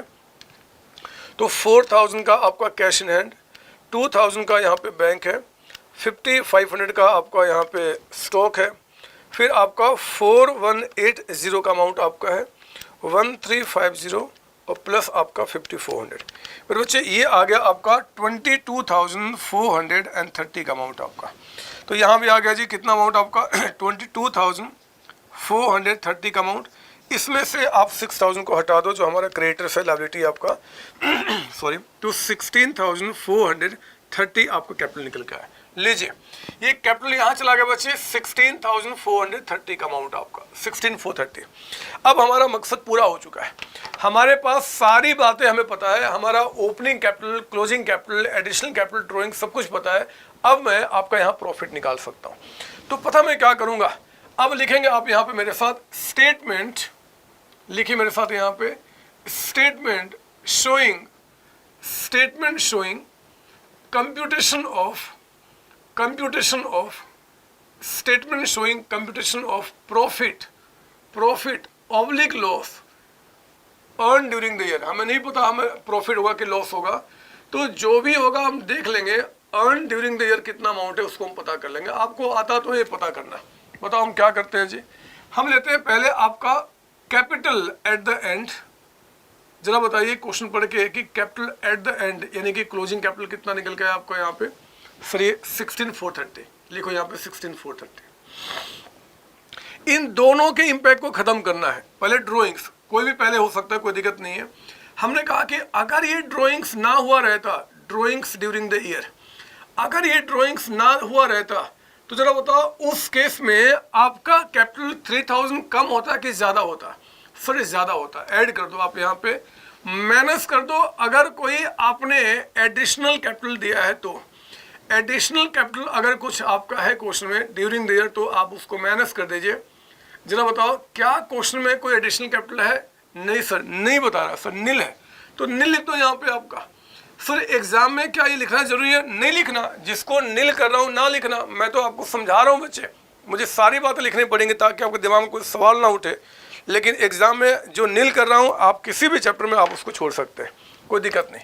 तो जरा बताओ ये कितना निकल के आ गया? 19,430 का अमाउंट। हम इसे क्या बोलेंगे जरा बताइए? Will say this is adjusted capital. इसे हम बोलते हैं बच्चे आपका adjusted capital at the end, यानी कि एंड में जो आपका कैपिटल आ गया वो इतना। हम इसमें से कंपेयर करते हैं, इसमें माइनस करते हैं ओपनिंग कैपिटल को। जरा क्वेश्चन पढ़ के बताओ आपका ओपनिंग कैपिटल कितना है? सर ओपनिंग कैपिटल बता रहा है 12,000 का अमाउंट आपका। तो आप इसमें से 12,000 के अमाउंट को आप हटा दीजिए। जरा बताओ कितना बच जाएगा यहाँ पे? 7,430 है ना बच्चे, क्योंकि कैपिटल ओपनिंग से बढ़ रहा है। Will say this is net profit. अगर ये घटता तो मैं इसको लॉस कहता, लेकिन बढ़ गया तो net profit during the year. आपने यही प्रॉफिट है जो इस साल आपने कमाया। हाँ जरा बताओ क्या इस क्वेश्चन में दम है? आज पता नहीं मुझे क्या हो गया, मैं क्यों आपको बेवकूफ़ बना रहा हूँ, क्यों सिंपल क्वेश्चन करा रहा हूँ, मुझे खुद नहीं समझ में आ रहा है।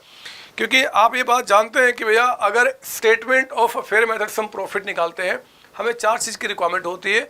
ओपनिंग, क्लोजिंग, एडिशनल ड्राइंग्स आपका, ये दोनों चीज़ें होगा तो बताएगा, नहीं तो फिर नहीं बताएगा। ये दोनों चीज़ें हमेशा में जानना होगा जी। अगर क्वेश्चन में दिया है तो ठीक है, ना दे तो कैसे निकालेंगे मैंने आपको बता दिया।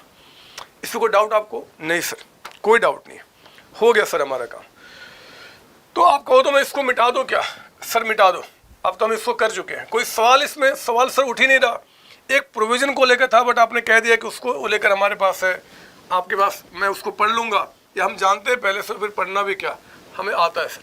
लो मैंने इसको मिटा दिया, इसको मैंने हटा दिया। सर इस चैप्टर में ये है क्या जो बच्चे परेशान होते हैं? परेशान कैसी बात कहते हो? आत्महत्या करते हैं बच्चे, आत्महत्या।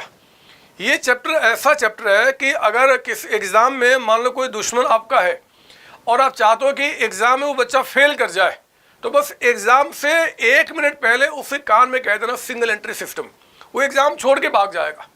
उसे इतना बड़ा आतंक इस चैप्टर का, वो बेहोश हो जाएगा। हो सकता है कि अगर कमज़ोर दिल का तो वहीं पे मर जाएगा बच्चे वो आपका। तो ये मैं कुछ आपको तरीका बता रहा हूँ कि अगर आपको कोई दुश्मन है, अगर उसको फेल करना है या चाहते हो कि एग्ज़ाम छोड़े, तो आप ये काम कर देना, बस काम पूरा हो जाएगा।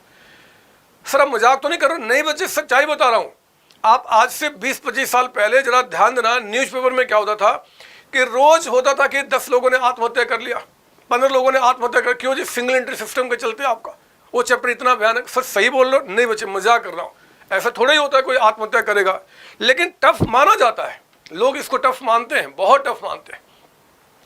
मैं विश्वास दिलाऊंगा, अगर आपने पेशेंस वाइज मेरी बात पूरी सुनी तो इस चैप्टर में कुछ भी टफ नहीं है। और एक और भी बात की गारंटी, जितने पैटर्न के क्वेश्चन हम क्लास में करेंगे, मैं आपको लिख कर दे सकता हूं कि उस पैटर्न से हटकर कोई भी दूसरा क्वेश्चन एग्जाम में नहीं आएगा। इसलिए आपको पेशेंस वाइज मेरी बातें सुननी है। अब जरा देखो, ये तो बातें हो गई छोटी छोटी बातें। अब मैं आपको टिपिकल लेवल में लेकर आता हूँ। टिपिकल मतलब जहाँ पे बाकी बच्चे परेशान होते हैं, आप परेशान नहीं होगे। पता है क्या है? आप मेरी बात सुनो, आप चाहो तो नोट के अंदर में और लिख दो ब्रैकेट में ओनली फॉर मी, सिर्फ आपके लिए, सच्ची बोल रहा हूँ और किसी के लिए नहीं। मैं एक नोट दे रहा हूँ, जिस नोट पे आपको खास ध्यान रखना है। अब आगे आने वाले क्वेश्चंस के अंदर में आपको बहुत क्लैरिटी निकल के आएगी। पता बच्चे कहाँ परेशान होते हैं? याद कीजिए, मैंने आपको कहा था कि यहाँ जो मेथड्स हमारे पास है प्रॉफिट निकालने के, वो मेरे बच्चे 2 हैं। मैंने कहा था आपको स्टार्टिंग में, ये डायग्राम बनाया था, एक बार दोबारा बना लो। बड़ा बनाना, एक तरफ ये, दूसरी तरफ वो। ये पहला तरीका था statement of affair method, SOA इसको शॉर्ट में कह दूंगा। और दूसरा मेथड मैंने कहा था यहाँ पे कन्वर्जन मेथड, हमने कहा था इसको कन्वर्जन मेथड, आपका दूसरा मेथड यहाँ पे, ठीक है ना? पता होता क्या है, जैसे जैसे क्वेश्चन आगे बढ़ेगा आपको एक कंफ्यूजन क्रिएट होगा कि यार अगर मुझे इससे प्रॉफिट निकालना है तो मैं कौन से इंफॉर्मेशन को यूज करूं, और अगर मैं इससे प्रॉफिट निकालूंगा तो फिर मैं कौन से इंफॉर्मेशन को यूज करूं। हम यही समझ में नहीं आएगा बच्चे, क्योंकि पता आगे क्या होगा, एग्जामिनर क्वेश्चन में क्या करेगा, इसके भी कुछ बातें आपको दे देंगे, कुछ बातें इनके भी दे देंगे, और आपको वहां पे सेग्रीगेशन करना होगा कौन से मेथड को फॉलो कर रहे हैं, उसमें किस इंफॉर्मेशन की रिक्वायरमेंट है।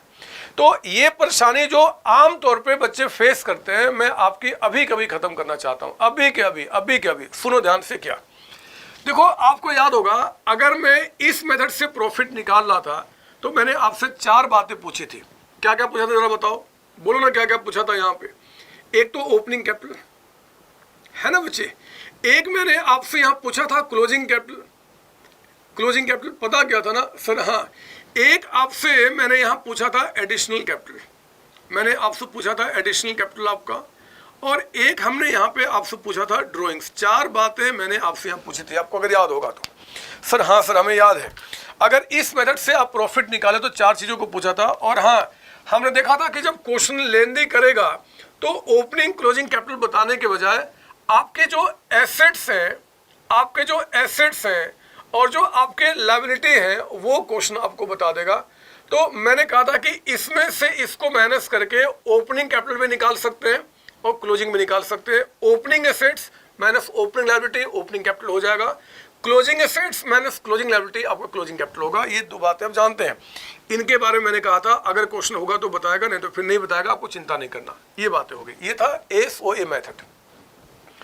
मेरे बच्चे, अगर कन्वर्जन मेथड से प्रॉफिट निकालते हो ना, जो अभी तक मैंने आपके साथ डिस्कस नहीं किया है, इसमें नाम ही कहता है कि कन्वर्जन। ध्यान दीजिए, मैंने आपको कहा था स्टार्टिंग में कि जो थोड़े बड़े स्केल के लोग होते हैं ना बच्चे, वो आपके पास आते हैं जिनका अकाउंट्स डिस्ट्रॉय हो गया है, आपका आग लग गई, सब कुछ खत्म हो गया, या उन्होंने थोड़े बड़े अकाउंट्स अपने बना के रखे हैं। वो कहते हैं कि भैया आप एक काम करो, मेरा जो इनकम्प्लीट रिकॉर्ड्स है ना, इनकम्प्लीट, आप उसको पहले कंप्लीट रिकॉर्ड में कन्वर्ट करो। बहुत ध्यान से मेरी बात सुनेंगे। जो मेरा इनकम्प्लीट रिकॉर्ड्स है, आप इसको पहले कंप्लीट रिकॉर्ड्स में कन्वर्ट करो, यानी कि प्रॉपर मेरा अकाउंटिंग करो। और वो कहते हैं कि कंप्लीट में कन्वर्ट करने के बाद प्रॉफिट को निकालने के लिए आपको मेरा trading account and profit loss account बनाना है। Profit loss account, trading account and profit loss account बनाना, और इसको बनाकर आप मेरा प्रॉफिट निकाल देना। ध्यान दीजिए, ये आपका कन्वर्जन मेथड कहता है कि अगर आपको कन्वर्जन मेथड से प्रॉफिट निकालना है तो ध्यान दीजिए यहाँ पे कि आपको प्रॉपर तरीके से trading and profit loss account बनाना पड़ेगा। आप जरा याद करो, आपको सिखाया गया बचपन में कि trading and profit loss account दोनों की इकट्ठा बात करता हूँ। इसमें यहाँ पे हम क्या रिकॉर्ड करते हैं जी? एक्सपेंसेस। और यहाँ क्या रिकॉर्ड करते हैं बच्चे? आपका रेवेन्यू यानी कि इनकम। रेवेन्यू यानी कि इनकम में एक्सपेंस को माइनस करके आप यहाँ पे प्रॉफिट को निकालते हैं। आप याद कीजिए, ट्रेडिंग प्रॉफिट लॉस अकाउंट आपने बचपन में सीखा हुआ है। है ना, हम यहाँ दोबारा उसको देख लेंगे जी आपका। तो उस ट्रेडिंग प्रॉफिट लॉस अकाउंट में जब हम आपका प्रॉफिट निकालते हैं बाय कन्वर्जन मेथड, तो हम ट्रेडिंग प्रॉफिट लॉस अकाउंट को बनाते हैं। आप बड़े ध्यान से देखो, इस मेथड में यहाँ पे कोई भी हमने एक्सपेंस इनकम की बात नहीं की। और अगर आप और ध्यान दोगे तो जितने सारे आइटम मैंने यहाँ पर रिकॉर्ड किए ना बच्चे, ये सारे आइटम जो है, सारे जो इन्फॉर्मेशन है वो आपके बैलेंस शीट से निकल कर आते हैं, बैलेंस शीट से, है ना। बैलेंस शीट में ही आपका एसेट्स होगा, लायबिलिटी आपका होगा, इससे निकल के आएगा बैलेंस शीट से आपका। लेकिन यहाँ पे जो आप इन्फॉर्मेशन यूज कर रहे हो, आपके एक साल के जो हमारे एक्सपेंसेज है, हमारे रेवेन्यू यानी कि जो इनकम है, हम उससे प्रॉफिट निकाल रहे हैं। इस बात की गारंटी है कि प्रॉफिट आप इससे निकालो चाहे इससे निकालो, both will give the same answer, दोनों से सेम, क्योंकि एक ही काम करने के दो तरीके हैं। तो मैं ज़्यादा समय बर्बाद करने के बजाय ना, मैंने खास आपके लिए बच्चे क्वेश्चन बनाया हुआ है। एक बार जरा वो क्वेश्चन देखते हैं। उस क्वेश्चन को करने के बाद 99% आपके दिमाग में इस बात की क्लियरिटी आ जाएगी कि हमें यहाँ पे किस इन्फॉर्मेशन को यूज करना और यहाँ पे क्या हमने यूज करना है। आप चिंता नहीं करना। जरा आओ मैं आपको दिखाऊं ये क्वेश्चन कैसे निकल के आएगा। आपको पेशेंस वाइज मेरी बातें सुननी है और ध्यान देना, आपको अच्छा लगना शुरू हो जाएगा। जरा आप अपने बुक में आइए, क्वेश्चन नंबर 18 क्वेश्चन आपका, है ना। कई एग्जाम में ये क्वेश्चन आ चुके हैं बच्चे, कई एग्जाम में, और यहाँ से एग्जामिनर आपका चेक करता है कि सचमुच में बच्चे के पास कॉन्सेप्ट है कि नहीं। तो मैं आपको समझाऊंगा, थोड़ी सी आपके दिमाग में अगर वीकनेस है अकाउंट्स को लेकर, वो भी दूर होते चले जाएंगे, ठीक है ना। तो जरा आ जाओ 18 नंबर। सर बीच के क्वेश्चन नहीं कराऊंगा बच्चे, सारे क्वेश्चन कराऊंगा, आप चिंता ना करो। मैं इसको मिटा दूँ, लिख लिया आप लोगों ने, ये लिख लिया आप लोगों ने, इसको कॉपी करना था सर, हाँ हमने लिख दिया। तो लो मैं इसको हटाता हूँ और मैं आपको दिखाता हूँ कि दोनों ही मेथड में हम कैसे कैसे प्रॉफिट निकालेंगे। आपको अच्छा लगेगा, आपको अच्छा लगेगा। चलो मैं शुरू करता हूँ। आप एक काम करना, 18 क्वेश्चन को बहुत स्लोली मेरे साथ सुनना। क्या बता रहा है, हम जब क्वेश्चन को पढ़ते ना बच्चे, खासकर सिंगल एंट्री का, तो क्वेश्चन को पढ़ते समय आप आंसर के बारे में नहीं सोचना कि हमें करना क्या, बस मेरे साथ क्वेश्चन इंटरप्रेट करो, आपको अच्छा लगेगा। सुनिए क्वेश्चन क्या बता रहा है। 18 नंबर कहता है कि 1 जनवरी 2006, बहुत पहले की बात है, कहता है कि 1 जनवरी 2006 को mister x started a business with capital 15 lakh. Low, question ने कहा कि इस साल ही आपने बिजनेस स्टार्ट किया है और आपने कैपिटल 15 लाख के साथ, यानी कि आपको ओपनिंग कैपिटल बता दिया। साल के स्टार्टिंग कैपिटल कितना है, 15 लाख रुपए। On the same date he purchase a building for 4 lakh rupees, furniture for 2 lakh rupees, ठीक है। He also purchase goods costing 150 on cash basis and goods costing 1 lakh on credit basis. ध्यान से, एक minute. He purchase goods costing 1.5 lakh cash पे, 1.5 लाख का goods उसने cash पे purchase किया बच्चे। आपको पता है जब गुड्स हम कैश पे परचेज करते हैं तो परचेज अकाउंट डेबिट करते हैं, यानी कि एक्सपेंस दिखाते हैं, एंड टू कैश अकाउंट। फिर कहता है कि 1 लाख का आपने क्रेडिट पे परचेज किया है। तो जब क्रेडिट पे गुड्स परचेज किया तो परचेज एक्सपेंस बढ़ गया और क्रेडिटर्स बढ़ जाते हैं, ये बात आप जानते हैं। आगे पढ़ना, ही सोल्ड ऑल गुड्स, करेंगे आप अंडरलाइन ऑल गुड्स को, कीजिए अंडरलाइन ऑल गुड्स को। ही sold all goods for 7.5 lakh रुपए। अरे सारे गुड्स बेच दिया। इसका मतलब कि जब क्लोजिंग बैलेंस शीट बनाने की अगर नौबत आ जाए इस क्वेश्चन में, तो क्लोजिंग स्टॉक नहीं आएगा। क्योंकि क्लोजिंग स्टॉक का मतलब क्या होता है कि जो हमने परचेज किया, क्लोजिंग स्टॉक का मतलब होता है जो परचेज किया उसमें से जितना बिक गया, ठीक है, जो बच गया उसको क्लोजिंग स्टॉक कहते हैं। लेकिन यहाँ तो कुछ बचा ही नहीं है, सारे बिक गए आपका 7.5 लाख में, ठीक है, गुड्स बिक गया। कहता है कि आउट ऑफ विच, जिसमें से 4.5 लाख रुपए कैश पे, 4,50,000 का सेल्स हुआ मेड ऑन कैश बेसिस। तो चलो बताओ, आउट ऑफ 750, 450 कैश पे, तो बाकी क्रेडिट पे कितना हो गया, 3 लाख का अमाउंट। 3 लाख का सेल्स हमने किया क्रेडिट पे। आगे पढ़ना, ही paid 70,000 to his creditors.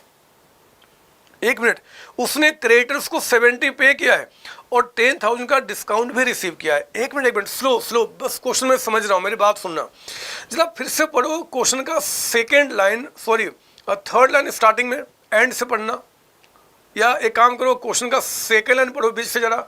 He also purchase, मिला आपको सर? हाँ, ही also purchase goods costing 1.5 lakh on cash and goods costing 1 lakh on credit. बच्चे 1 लाख का गुड्स हमने क्रेडिट पे परचेज किया था। तो जब गुड्स हमने 1 लाख का परचेज किया तो हमें क्रेडिटर को 1 लाख का पेमेंट करना था। उस 1 लाख में से यहाँ कहता है, पढ़ेंगे 4th लाइन दोबारा जहाँ पे हमने छोड़ा था, 4th लाइन पढ़ेंगे क्वेश्चन का। ही पेड, मिला आपको? मिला बच्चे?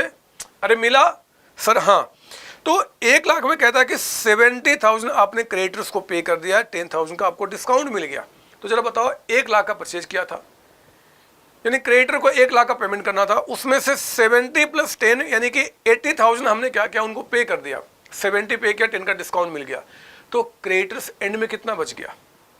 20,000। 20,000 ना बचे। अरे 1 लाख में 70 पे किया, 10 का डिस्काउंट मिल गया, तो 20 ही तो बचा। जो बच गया वही एंड में लिखा जाएगा अगर हमें क्लोजिंग कैपिटल निकालना है तो। सुनना मेरी बात सर। हाँ, आगे पढ़ना। He received 80,000 from debtors, allowed them discount 6,000, और कहता कि 10,000 due from debtors could not be recovered. ये क्या है? रुको रुको, एक मिनट, फिर से आओ, मुझे समझाना है क्वेश्चन को। जरा थर्ड लाइन पढ़ना बीच में थर्ड लाइन बीच में। ही sold all goods for 750, 7.5 lakh में सेल किया था, जिसमें से 4.5 लाख का कैश में था बचे। तो क्रेडिट में कितना था? 3 लाख। जब हम गुड्स क्रेडिट में बेचते हैं ना, तो डेटर्स कहे जाते हैं जिनको हमने बेचा है, डेटर्स जिनसे हमें पैसा लेना है। पता उस 3 लाख रुपए के डेटर्स में से यहाँ कहता है 5वें लाइन में पढ़ेंगे, 5वां लाइन, कि 80,000 हमें मिल गया, 6,000 का हमने उनको डिस्काउंट दे दिया, और 10,000 जो ड्यू था ना, कुड नॉट बी रिकवर्ड, वो बदमाश लेकर पैसे मेरे भाग गए, 10,000 बैड डेट्स हो गया। चलो कोई बात नहीं, जो बाकी बच गया वही एंड में होगा। फिर कहता है ड्यूरिंग द ईयर एक्स ने सैलरी पे किया था आपका 20,000, रेंट पे किया था 30,000, कमीशन पे किया था 5,000। सैलरी पे करना, रेंट पे करना, कमीशन, ये हमारे एक्सपेंसेज होते हैं, आप ये बात जानते हैं। 1 अक्टूबर 2006 को x had also taken a loan of 3 lakh from his bank. X ने एक लोन लिया था बच्चे 3 लाख का बैंक से एट 10% पर एनम। ठीक है, कब लिया था? 1 अक्टूबर को। कहता है कि interest had not yet been paid, अभी तक उसका इंटरेस्ट पे नहीं हुआ है। देख लेंगे, आप आगे बढ़ो। 1 दिसंबर को he further introduced 1 lakh as is capital, this is additional capital. मैंने कहा था एडिशनल कैपिटल ड्राइंग्स जब होगा तो क्वेश्चन पक्का बताएगा, नहीं तो फिर नहीं बताएगा। वो कह रहा है कि 1 लाख आपने बिजनेस में एडिशनल कैपिटल दिया है जी दिसंबर में, और कहता है कि एंड ऑफ 2006 यानी कि एंड में सैलरी ड्यू है बट नॉट पेड, ड्यू है बच्चे लेकिन पे नहीं किया, कितना? 12,000। रेंट भी कहता है कि बकाया आपका 8,000, बोलता है कि डेप्रिशिएट करो, फिक्स सेट्स फॉर 10%, और बोलता है कि calculate profit from various methods. बताओ ना कितने मेथड होते हैं सर? 2। कौन कौन से? SOA method, statement of fair, दूसरा कन्वर्जन मेथड। मेरे बच्चे दोनों से निकालना है, दोनों से। चलो मैं दोनों से निकालता हूं, देखता हूं क्या निकल के आएगा। आप मुझे पहले बताओ, मैं पहले SOA मेथड से निकाल दूं या कि कन्वर्जन मेथड से? आप जिससे बोलोगे वही काम करूंगा। बोलो किससे मन कर रहा है? सर आप एक काम करना, SOA मेथड आपने हमें सिखा दिया है, तो पहले उससे निकाल दो, फिर आप कन्वर्जन से भी करा देना। चलो बच्चे, आप जो बोलेंगे वही काम करूंगा। मैं SOA यानी कि स्टेटमेंट ऑफ अफेयर मेथड से क्वेश्चन को सॉल्व करके आपको दिखाता हूँ, SOA मेथड से आपका, ठीक है ना? आपको पता है ना मैं इसमें क्या करता हूँ, पहले अपना टारगेट को फिक्स करता हूँ। लिखिए इंफॉर्मेशन रिक्वायर्ड, हमें क्या क्या चीज़ें यहाँ पता करना होगा जी। तो मेरे बच्चे, एक तो हमें चाहिए ओपनिंग कैपिटल, साथ साथ लिखेंगे आप यहाँ मेरे साथ, आगे पीछे नहीं होना आपने सॉरी। Opening capital. एक हमें यहाँ पे चाहिए क्लोजिंग कैपिटल, क्लोजिंग कैपिटल। हमें एक चाहिए यहाँ पे एडिशनल कैपिटल, अगर ये होगा तो क्वेश्चन पक्का बताएगा। और एक हमें चाहिए ड्राइंग्स।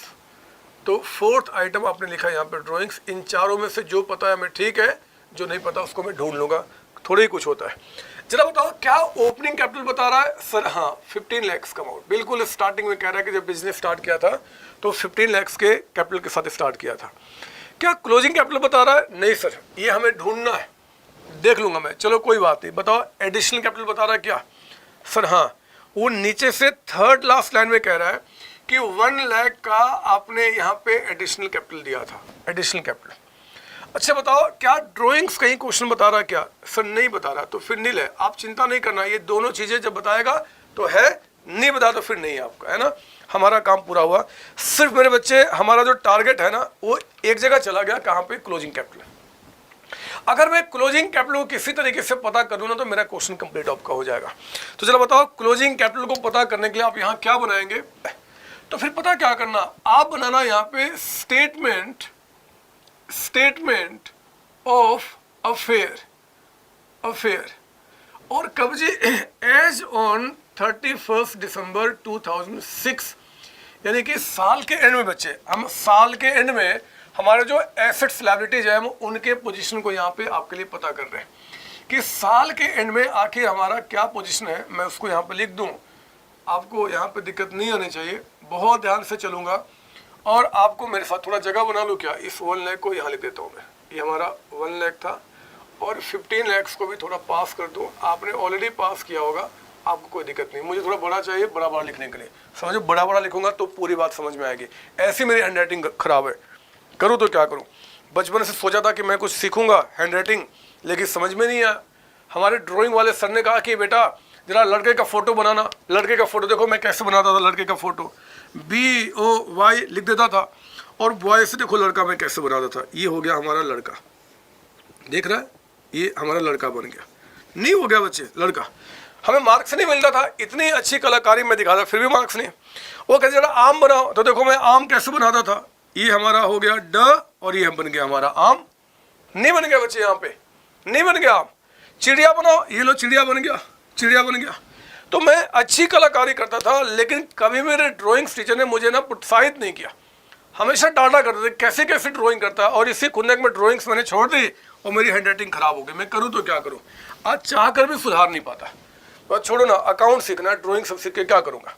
आइए जरा मैं आता हूँ, हमने क्लोजिंग कैपिटल यहाँ पता करना है, क्लोजिंग कैपिटल आपका। तो मैं क्लोजिंग कैपिटल के लिए क्लोजिंग जो हमारे एसेट्स लायबिलिटीज है ना बच्चे, उनके पोजीशन को पता कर रहा हूँ। बिल्कुल मेरी बात ध्यान सुनेंगे, देखो मैं कैसे करूँगा। स्टार्ट करेंगे आप 18 क्वेश्चन। याद रखना टारगेट हमारा है कि हर एक एसेट्स लायबिलिटी जो एंड में है उनकी वैल्यू को पता करना। शुरू कीजिए आप क्वेश्चन को। कहता है कि 1 जनवरी, स्टार्टिंग से दोबारा पढ़ रहे हैं आप, 1 जनवरी 2006 को एक्स ने बिजनेस स्टार्ट किया विद कैपिटल 15 लाख। ये ओपनिंग कैपिटल था बच्चे, ओपनिंग कैपिटल था। और हमें इस बैलेंस शीट में जो कैपिटल चाहिए वो ओपनिंग नहीं, हमें एंड का चाहिए। तो वो 15 लाख आप यहाँ पे मत लिखना, एंड का हमें निकालना है, ओपनिंग का नहीं। तो छोड़ दो। लेकिन जरा सोचो कि जब 15 लाख के साथ बिजनेस स्टार्ट किया तो बिजनेस में यहाँ पे कैश भी तो आया होगा, है ना बच्चे। जब 15 लाख एज कैपिटल वो कैश लेकर आएगा तो कैश बढ़ेगा। लेकिन जरा बताओ कि क्या वो कैश 15 में बाहर लिख दूं, बोलो ना, क्या 15 में कैश बाहर लिख दूं? नहीं लिख सकता, क्योंकि वो स्टार्टिंग में कैश आया था। क्वेश्चन में इतने सारे पॉइंट्स है जहां पे कैश आ रहा जा रहा है। मेरे बच्चे हमें कैश का एंड का बैलेंस चाहिए, तो अभी कैश नाम लिख के छोड़ दो, एंड में कितना होगा हम बाद में निकाल देंगे। आगे बढ़ो आप, आगे बढ़ो। मैं अभी आपको सिखा रहा हूँ, बहुत स्लोली चलूंगा, आपको परेशानी क्रिएट नहीं होगी। आगे बढ़ना। On the same date he purchase a building for 4 lakh rupees. उसने साल के स्टार्टिंग में बिल्डिंग परचेज किया। तो बिल्डिंग परचेज करने से क्या हुआ जी, कैश कम हो गया होगा बच्चे। हम कैश अकाउंट बाद में बना कर देख लेंगे। और यहाँ पे एक बिल्डिंग आया होगा, तो मैं यहाँ पे बिल्डिंग को यहाँ पे रिकॉर्ड करूंगा, है ना, हमारा एसेट्स। लेकिन जरा सोचो ना, बिल्डिंग जो 4 लाख का आया वो तो साल के स्टार्टिंग में परचेज किया था। क्या मैं 4 लाख यहाँ बाहर लिख दूं? नहीं सर, नहीं लिख सकते, हमें एंड का बैलेंस चाहिए, एंड का। तो आप चेक कर लो क्या क्वेश्चन में कहीं बिल्डिंग पे साल में डेप्रिसिएशन चार्ज करने की बात कर रहा है क्या सर? हाँ, नीचे से सेकंड लास्ट लाइन पढ़ेंगे क्वेश्चन का, नीचे से सेकंड लास्ट लाइन कि depreciate fixed assets at the rate of 10% per annum. मेरे बच्चे 10% के हिसाब से कहता है कि फिक्स एसेट्स को आपने डेप्रिशिएट करना है। तो बिल्डिंग हमारा फिक्स एसेट्स ही तो है। आप बताओ 10% कितना हो जाएगा? 40,000 का अमाउंट आपका बाहर हो गया, 3,60,000।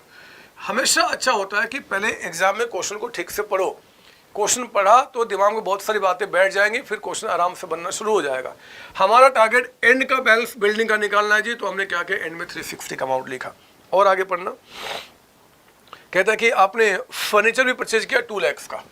तो फर्नीचर जो हमने 2 लाख का परचेज किया है फर्नीचर, उसको भी आपको अंदर वाले कॉलम में लिखना पड़ेगा। इस पर भी डेप्रिसिएशन चार्ज करना पड़ेगा 10%, यानी कि 20,000, क्योंकि मेरे बच्चे ये भी हमारा फिक्स्ड सेट्स है। वो कह रहा है कि फिक्स्ड सेट्स को डेप्रिशिएट करो, हमने इसको भी डेप्रिशिएट कर दिया और हमारा एंड का बैलेंस निकल के आ गया। आगे बढ़ना क्वेश्चन में, ध्यान से पढ़ेंगे मेरे साथ। आप पढ़ रहे सेकेंड लाइन बीच में, क्वेश्चन का पढ़ रहे हैं आप सेकेंड लाइन बीच में। यहाँ पे देखो जरा क्या बता रहा है। He also purchased goods costing 1.5 lakh on cash basis. बात ध्यान सुनेंगे, 1,50,000 का गुड्स आपने कैश पे परचेज किया है। पता है, एक तो कैश चला गया होगा, कैश एंड में कितना होगा हम अलग से देख लेंगे। और आपने गुड्स परचेज किया, परचेजेज जो होता है, परचेजेज बचे जो गुड्स परचेज किया वो आपके बैलेंस शीट में नहीं आता। जो गुड्स आपने परचेज किया अगर उसमें से कुछ एंड में बच गया, कुछ बच गया तो वो यहाँ पे स्टॉक के रूप में आता है, ये बात आप जानते हैं। तो ये परचेज छोड़ दो क्योंकि परचेज आपका बैलेंस शीट में नहीं आता। आगे पढ़ना, उसने गुड्स 1 लाख का परचेज किया ऑन क्रेडिट, तो परचेज तो नहीं है, लेकिन अगर गुड्स को हमने क्रेडिट पे लिया है तो क्रेडिटर्स मेरे बढ़ जाएंगे। और मेरे बच्चे क्रेडिटर्स जो है वो बैलेंस शीट में आएगा जी एज लायबिलिटी, तो यहाँ पे आप लिखिए क्रेडिटर्स का नाम, क्रेडिटर्स। लेकिन कोई बताओ कि क्या 1 लाख रुपए मैं बाहर में रिकॉर्ड कर दूं? नहीं सर नहीं, ये 1 लाख तो तब थे जब हमने परचेज किया था। देखो ना, क्या क्रेडिटर्स का कुछ पेमेंट हुआ है क्या? मैं पढ़ता हूँ, जरा मेरे साथ पढ़ना। आप जरा आ जाओ यहाँ पे, फोर्थ लाइन पढ़ेंगे आप, बिल्कुल ही पेड। मिला बच्चे? बोलो ना, मिला सर? हाँ मिला सर, मिला। कहता है कि 70,000 हमने क्रेडिटर्स को पे कर दिया और 10,000 हमें डिस्काउंट मिल गया। तो जरा बताओ 1 लाख का परचेज हुआ था, उसमें 70,000 हमने पे कर दिया और 10,000 का अगर हमें डिस्काउंट मिल गया तो क्रेडिटर्स एंड में कितना बच गया? 20,000। ध्यान दीजिए, हर एक एसेट्स लायबिलिटी का एंड का बैलेंस पता कर रहा हूँ, सिर्फ इतना मकसद है, सिर्फ इतना, और कुछ भी नहीं बच्चे। और आगे बढ़ना, क्या बता रहा आपका, और आगे बढ़ेंगे आप पढ़ रहे हैं थर्ड लाइन बीच में, बिल्कुल पेशेंस वाइज, थर्ड लाइन बीच में। ही सोल्ड ऑल गुड्स फॉर 750, उसने 7.5 लाख का सेल किया है जी आपका टोटल, जिसमें से 4.5 लाख बता रहा है कैश पे। तो 4,50,000 अगर हमने सेल किया कैश पे तो कैश आया होगा, और हमने सेल्स यानी कि इनकम दिखाया होगा, उसका बैलेंस शीट में कोई इम्पैक्ट नहीं, क्योंकि सारे गुड्स बिक चुके हैं, यानी कि कोई स्टॉक यहाँ पे बैलेंस शीट में नहीं आएगा। तो चलो बताओ 750 में 450 कैश पे, तो ऑन क्रेडिट कितना हो गया? 3 लाख। और आप जानते हो ना कि जिनको हम सेल करते हैं क्रेडिट पे हम उनको डेटर्स बोलते हैं। सर हाँ, क्या ये 3 लाख बाहर कर दूँ? नहीं सर नहीं, क्योंकि आप देखो ये तो 3 लाख तब था जब हमने सेल किया था, क्या हमने कुछ पेमेंट रिसीव किया है क्या इनसे? तो मैं आपको दिखाऊं, 1 2 3 4 5, पांचवा लाइन आप चेक करेंगे, ऊपर से पांचवा लाइन क्या बता रहा है कि ही रिसीव 80,000 फ्रॉम डेटर्स। पता है इस 3 लाख में कहता है कि 80,000 का जो अमाउंट है वो हमने डेटर्स से रिसीव कर लिया, और 6,000 का हमने उनको डिस्काउंट दे दिया, डेटर्स कम हो जाएंगे। यही नहीं, वो बदमाश 10,000 के जो डेटर्स है ना वो हमारे पैसे भी लेकर भाग गए, तो 10,000 हमारा बैड डेट्स हो गया। तो जरा बताओ अब डेटर्स एंड में कितना रहा, जरा बताइए एंड में कितना? तो 3 लाख रुपीज़ का जो अमाउंट था बच्चे, इसमें से 80,000 हमें मिल गया है, हम डेटर्स को कम करके कैश बढ़ा देंगे। इसमें से 6,000 हमने डिस्काउंट उनको दे दिया, और इसमें से हमारा 10,000 का जो अमाउंट है डूब गया। तो मेरे बच्चे 2,04,000 का डेटर्स हमारे पास एंड में है। आप प्लीज़ ध्यान दीजिए, मैं हर एक एसेट्स लायबिलिटी के एंड को बैलेंस पता कर रहा हूँ, तब जाके एंड का कैपिटल निकल के आएगा। पिछले वाले क्वेश्चन में एंड का बैलेंस बता रहा था, हमें कुछ दिक्कत नहीं आई थी, बट यहाँ पे सब कुछ हमें निकालना पड़ रहा है। और आगे बढ़ेंगे, तो मैं अब पढ़ूँगा, कहाँ से पढ़ूँ मैं? अब जरा आ जाओ 1 2 3 4 5 6 लाइन, 5 तक लाइन तो सारी बातें हो चुकी हैं। 6 में जाइए, जरा आइए, ड्यूरिंग द ईयर से पढ़ेंगे मेरे साथ। ड्यूरिंग द ईयर ऊपर की बातें सारी हो चुकी है बच्चे। कहते हैं कि ड्यूरिंग द ईयर एक्स ने सैलरी पे किया, सैलरी पे करना थोड़े यहाँ पे आएगा, सैलरी हमारा एक्सपेंस होता है, और हाँ पे किया होगा, कैश चला गया होगा, हम कैश में से माइनस कर देंगे, देख लेंगे बाद में। रेंट पे किया, कमीशन पे किया, ये भी आपके बैलेंस शीट में नहीं आता, रेंट कमीशन, और पे किया कैश में से माइनस हो गया होगा, हम कैश देख लेंगे एंड में कितना। 1 अक्टूबर 2006, ध्यान से, एक्स ने एक लोन लिया था 3 लाख फ्रॉम द बैंक।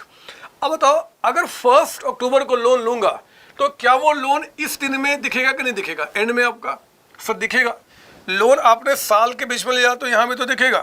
तो आप क्या करो, यहाँ लिखो एक लायबिलिटी है जी, loan from bank, loan from bank. जरा बताओ आपने लोन कितने का लिया था? सर लोन था 3 लाख का, यहाँ लिखे 3 लाख का अमाउंट, लोन आपका 3 लाख का हो गया, ठीक है ना। कहता है कि 10% पर एनम के हिसाब से, और interest had not yet been paid. मेरे बच्चे अभी तक इंटरेस्ट पे नहीं हुआ है, हमारा अकाउंट्स कहता है कि इंटरेस्ट पे नहीं हुआ। जरा देखो यहाँ पे, ये डायग्राम आपको नहीं बताना, ईयर एंडिंग हो रहा है 31 दिसंबर को, आपने लोन लिया था 1 अक्टूबर को, तो जरा बताओ कितने महीने का इंटरेस्ट बना जी? अक्टूबर नवंबर दिसंबर, 3 महीने का। 3 महीने का जो इंटरेस्ट है कहता है कि अभी तक हमने उसको पे नहीं किया है। 3 मंथ्स का जो इंटरेस्ट निकल के आया, that interest we have not paid. तो अगर इंटरेस्ट पे नहीं हुआ तो लायबिलिटी बन गई, ऑब्लिगेशन हो गया ना बच्चे। अगर कोई इंटरेस्ट यानी कि जो हमारा एक्सपेंस है और हमने उसका पेमेंट नहीं किया तो लायबिलिटी बन गया। तो मैं उस लायबिलिटी को भी यहां लिखूंगा outstanding interest on, sorry loan नहीं है, लोन था बच्चे, लोन था, outstanding interest on bank loan. ये लोन पे आपका इंटरेस्ट बकाया, जरा बताओ कितना, लिख दो यहाँ पे 3 लाख का लोन है आपका, रेट ऑफ इंटरेस्ट 10% दिया हुआ है, जरा बताओ कितने महीने की बात कर रहा है, 3 मंथ्स का, तो 3/12 बताओ कितना निकल के आ गया, कितना आ गया आपका यहाँ पे 7500।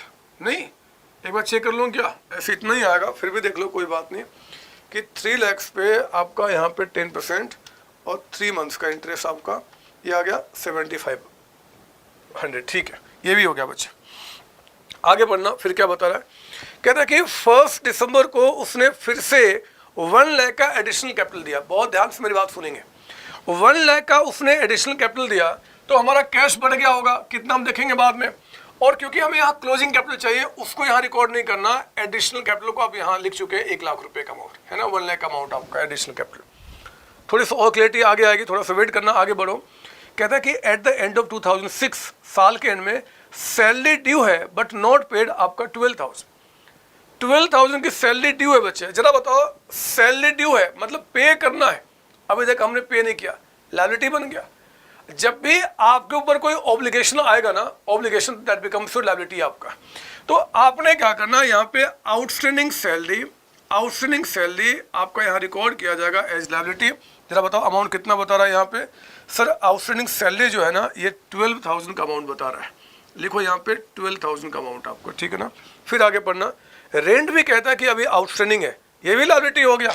तो आपका आउटस्टैंडिंग रेंट, हमें लैंडलॉर्ड को जो रेंट इस बार का पे करना था, नहीं पे किया अभी तक, लायबिलिटी हो गया, कितना 8,000। अगर पे हो गया होता तो कैश में से माइनस हो जाता, नहीं पे किया तो लायबिलिटी बन गया। और कहता है कि डेप्रिशिएट फिक्स्ड, डेप्रिसिएशन चार्ज हो चुका है ना। हमने क्या किया बच्चे, एक एक आइटम जो हमारे पास है उन सब का हमने एंड का बैलेंस पता कर लिया। मैं बड़े आसानी से अपने कैपिटल को पता कर सकता हूँ बैलेंसिंग फिगर से कि हमारा एंड में कितना है, बशर्ते कि मुझे किसी तरीके से एक कैश का क्लोजिंग बैलेंस पता चल जाए, मेरा काम हो जाएगा। तो अब मैं कैश के क्लोजिंग बैलेंस को पता करता हूँ। कितना मजा आ रहा है इस चैप्टर में, कुछ है ही नहीं। हमारा टारगेट क्या है जी कि हमें हर एक चीज़ का एंड का बैलेंस पता करना है।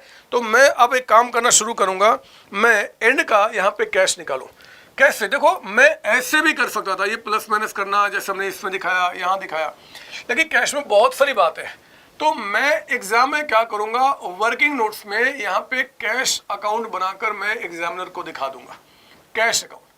इस कैश अकाउंट में क्या करूँगा, जितनी सारी बातें कैश की है, मतलब कैश का आना और कैश का जाना, वो सारी बातें मैं यहाँ रिकॉर्ड कर दूंगा, मेरा काम पूरा हो जाएगा, है ना। एक साल में कितने कैश आए हैं, कितने कैश गए हैं, उसको यहाँ रिकॉर्ड कर दूंगा, मेरा क्वेश्चन कंप्लीट हो जाएगा। आओ जरा शुरू करता हूँ, देखता हूँ कैश में क्या क्या निकल के आता है। पढ़िए मेरे साथ यहाँ पे क्वेश्चन, आप क्वेश्चन पढ़ेंगे, कैश की बात इस पर करेंगे। आपको पता ना कैश हमारा एसेट्स होता है बच्चे, कैश हमारा एसेट्स होता है और एसेट्स का ओपनिंग बैलेंस डेबिट में होता है, ये बात पता है। जितने भी एसेट्स होते हैं they always have debit balance.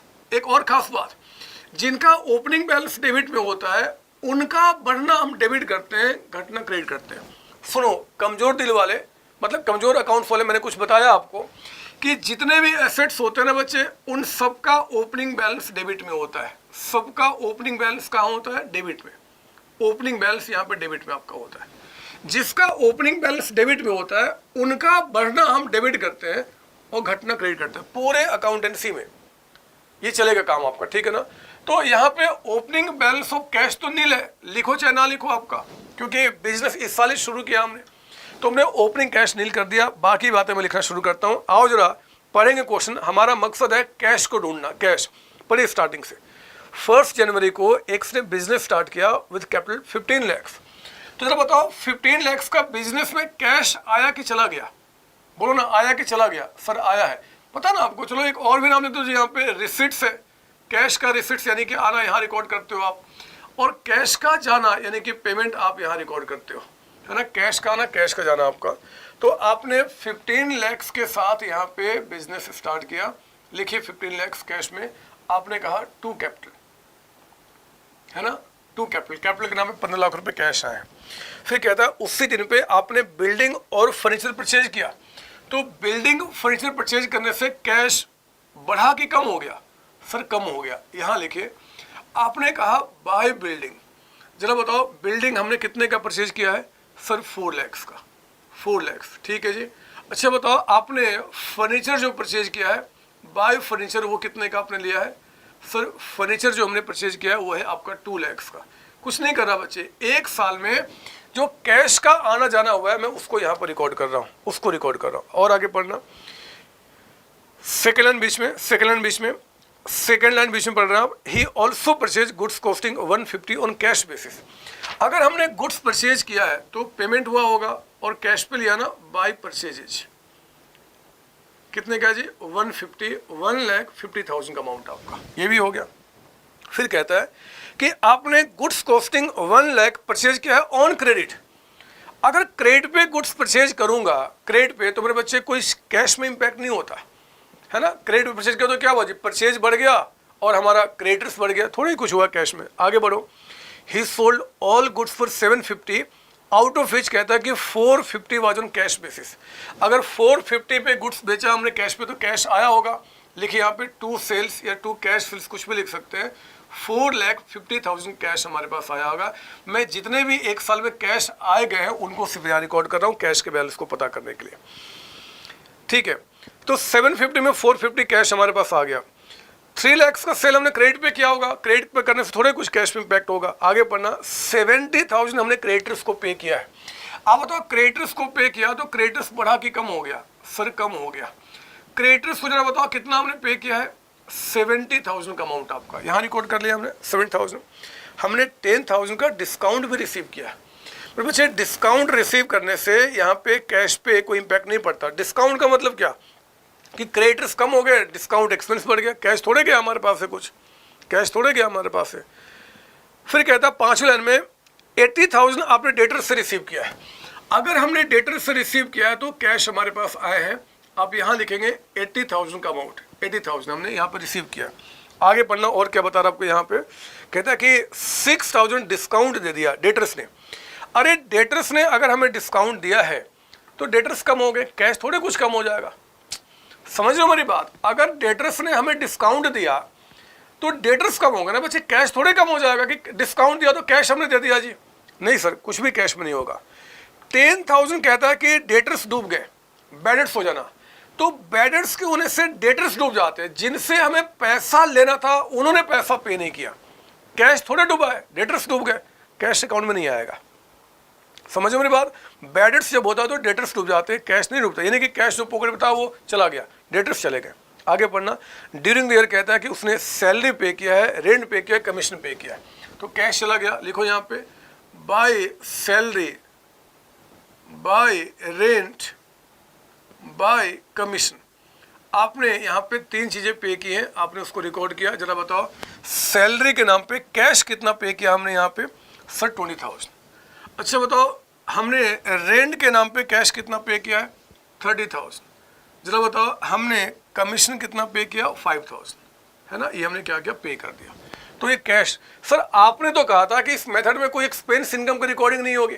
हाँ बच्चे हाँ, हमने कहा था, अभी भी कह रहा हूँ, मैं एक्सपेंस इनकम थोड़ा रिकॉर्ड कर रहा हूँ, मैं तो कैश के आने और जाने को रिकॉर्ड कर रहा हूँ। आप बताओ हमने सैलरी रेंट कमीशन पे किया तो कैश नहीं चला गया, कैश में से माइनस नहीं करूँगा, मुझे कैश को ढूंढना है, कैश मेरे पास एंड में कितना है, सब कुछ रिकॉर्ड करूँगा। एक्सपेंस इनकम थोड़ी बात कर रहा हूँ। आगे बढ़ो, आप खामों का सवाल पूछते हो। अरे एक्स ने एक लोन लिया था 3 लाख का बैंक से, लोन लिया तो पैसे आए होंगे, पैसे आएगा तो कैश अकाउंट में यहाँ पे जी 2 बैंक लोन, कैश बढ़ गया होगा। कितने का लोन लिया हम लोगों ने? सर 3 लाख का, तो 3 लाख से आप यहाँ पे कैश को बढ़ा दीजिए। और आगे पढ़ना, आगे पढ़ना, कहता है कि इंटरेस्ट जो है इस पर अभी तक पे नहीं हुआ। अगर इंटरेस्ट पे नहीं हुआ तो हमारा एक्सपेंस नहीं हुआ, मतलब पेमेंट नहीं हुआ, पेमेंट नहीं हुआ ना बच्चे। आगे पढ़ना, कहता है कि 1 दिसंबर को उसने 1 लाख का एडिशनल कैपिटल दिया था। अब बताओ एडिशनल कैपिटल दिया तो पैसा आया कि चला गया? सर आया है। लिखिए यहाँ पे 2 कैपिटल या 2 एडिशनल कैपिटल, कुछ भी लिख सकते हैं। 1 लाख, इससे हमारा कैश बढ़ गया होगा। रिपीट कर रहा हूँ, कैश का क्लोजिंग बैलेंस पता कर रहा हूँ, जहाँ से भी आया गया उसको हमने रिकॉर्ड किया आपका। फिर कहता है कि एंड में सैलरी ड्यू है बट नॉट पेड, कुछ भी पेमेंट नहीं हुआ जी। रेंट आउटस्टैंडिंग है, पेमेंट नहीं हुआ। डेप्रिशिएट करो फिक्स्ड को, पेमेंट नहीं हुआ। डेप्रिसिएशन चार्ज करने से पेमेंट थोड़ा ही होता है। तो फिर बच्चे हमने क्या किया, कैश की सारी बातें रिकॉर्ड कर ली। अब कुछ नहीं बचा, जल्दी से जरा चेक कर लो कि इतने पैसे आने और जाने के बाद आपका बाई बैलेंस सीडी यानी कि एंड में कैश कितना बचा हुआ है, बैलेंसिंग फिगर। आओ चेक करता हूँ कितना निकल के आता है।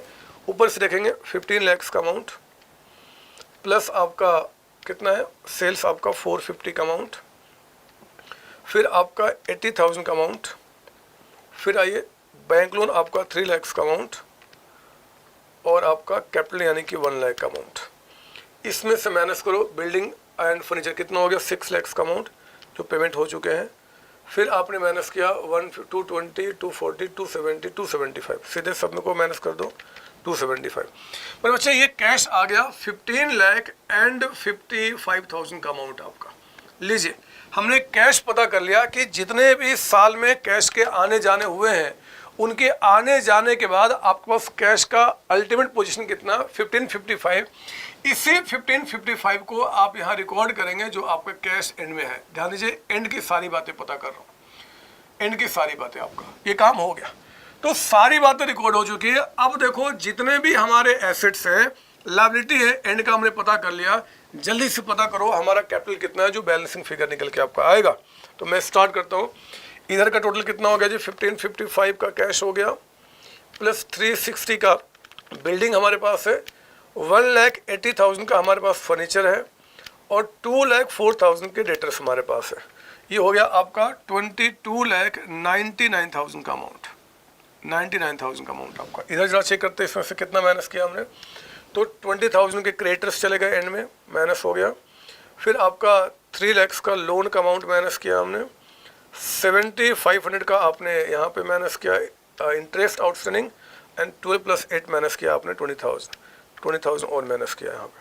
ये आ गया बच्चे 19 लाख, कहाँ गया, यहाँ लिखेंगे 19,51,500 का अमाउंट।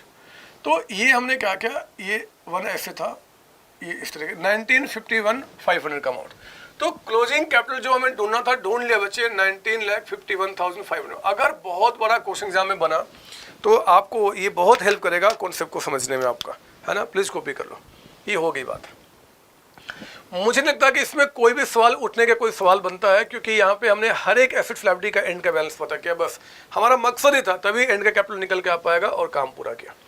अगर आप मुझे अनुमति दें तो मैं इसको मिटा कर बच्चे, मैं इसको मिटा के मैं अपना प्रॉफिट निकाल दूं कि एसओ से कितना प्रॉफिट निकल के आ रहा है। अगर आप कहो तो मैं मिटाऊं, मैं तो इसको मिटा दूं सिर्फ, क्या, चलो मैं इसको ही मिटा देता हूं। मतलब आप यहाँ पे कोई टेंशन की बात नहीं है, इसी को मिटाता हूँ। चलो मैं इसी को मिटाऊंगा। ये लीजिए आप, मैंने इसको मिटा दिया और यहीं पे प्रॉफिट निकालूंगा। जगह की कमी है बच्चे, क्या करूँ, एक ही बोर्ड मेरे पास है, एक ही बोर्ड है। तो आपने यहाँ पर लिखा जी स्टेटमेंट showing computation of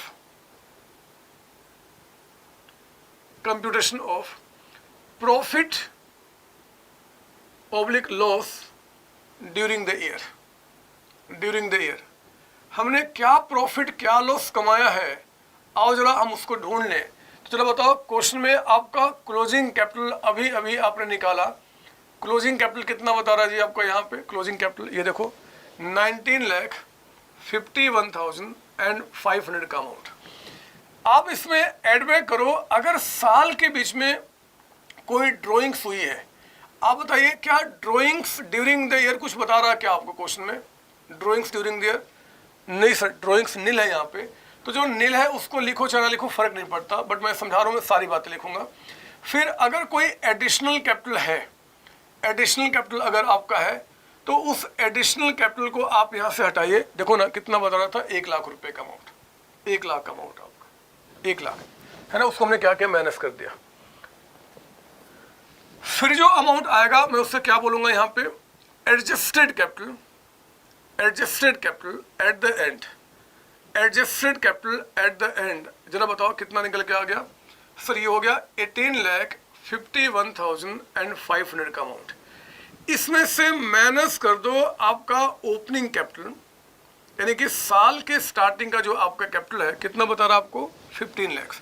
हमने 15 लाख का अमाउंट यहाँ से हटा दिया। तो चलो बताओ अब हमारे पास प्रॉफिट कितना निकल के आ गया, यानी कि जो प्रॉफिट आपका है ड्यूरिंग द ईयर, चेक कीजिए आपका यहाँ पे प्रॉफिट जो आया यहाँ ड्यूरिंग द ईयर, वो कितना निकल के आया बच्चे during the year. Sir profit निकल के आ गया, ये हो गया 3,51,500 का अमाउंट, यानी कि इस एक साल में इस फर्म ने, मिस्टर एक्स ने बच्चे आपका 3,51,500 का प्रॉफिट कमाया है। बात समझ में आ रही है? हमने कुछ नहीं किया, हमने आपका 4 टारगेट फिक्स किया, उसको पता किया, प्रॉफिट निकाल दिया। प्लीज यहाँ तो कॉपी करें। देखो एक बात है जो मुझे समझानी है, हो सकता है वो सवाल आपके दिमाग में नहीं उठ रहा होगा, बट फिर भी चाहता हूँ कि उठे ताकि आगे कॉन्सेप्ट क्लियर होगा। मेरी बात ध्यान सुनना क्या पता है, ये जो आपका क्लोजिंग, मैंने कैश मिटा दिया बच्चे, आपके पास कैश अकाउंट है, जरा उस पेज को पलटो और कैश अकाउंट को ध्यान से देखना, कैश अकाउंट को, कि आपने जब हमने यहाँ देखो जरा, मैं यहाँ से समझाऊँ पहले, नजर यहाँ, जब हमने क्लोजिंग कैपिटल निकाला था तो हमने क्लोजिंग कैश पता किया था, क्लोजिंग कैश पता किया था ना बच्चे। आप चेक करो उस क्लोजिंग कैश में, जरा बताओ क्लोजिंग कैश देखकर कि कैश अकाउंट में क्या ये एडिशनल कैपिटल जो 1 लाख था उसकी एंट्री आपने उसमें की थी कि नहीं की थी। देखो ना आपके कैश अकाउंट में जो 1 लाख रुपए का एडिशनल कैपिटल आया था, उससे कैश को आपने बढ़ाया कि नहीं बढ़ाया। सर बढ़ाया था। आप चेक करो कैश अकाउंट में लिखा हुआ है टू कैपिटल 1 लाख रुपए, तो क्लोजिंग कैपिटल आपका 1 लाख ज्यादा निकल के आया बच्चे। ये देखो क्लोजिंग कैपिटल जो है ना, इसके अंदर में एडिशनल कैपिटल का जो पैसा इसमें मिला हुआ है, तो इससे क्या हुआ कि अगर इसमें पैसा मिला हुआ है तो आपका क्लोजिंग कैपिटल क्या है जी 1 लाख ज्यादा है, मतलब इसमें भी एडिशनल कैपिटल मिला हुआ है। सुन लो मेरी बात, जब हमने एडिशनल कैपिटल से जो कैश आया था वो कैश हमने इसमें ऐड किया हुआ है और इसी को ऐड करके इसको माइनस करके हमने ये निकाला, तो मेरे बच्चे ये आपका इसमें एडिशनल कैपिटल मिला हुआ है। क्योंकि अगर मैं इसको 1 लाख से कम कर दूं तो ये कम हो जाएगा। 1 लाख से जो हमने बढ़ाया था एडिशनल कैपिटल से आपका, उससे क्या हुआ कैपिटल आपका बढ़ गया। सर समझाना क्या चाहते हो? मैं सिर्फ इतना समझाना चाहता हूँ बच्चे, इतना समझना चाहता हूँ कि जो एडिशनल कैपिटल, ये जो क्लोजिंग कैपिटल है ना, इसमें एडिशनल कैपिटल मिला हुआ है। मैंने प्रूफ करना चाहता हूँ क्योंकि जो कैश आपने एंड का निकाला है उसमें एडिशनल कैपिटल का भी पैसा आपने ऐड किया है।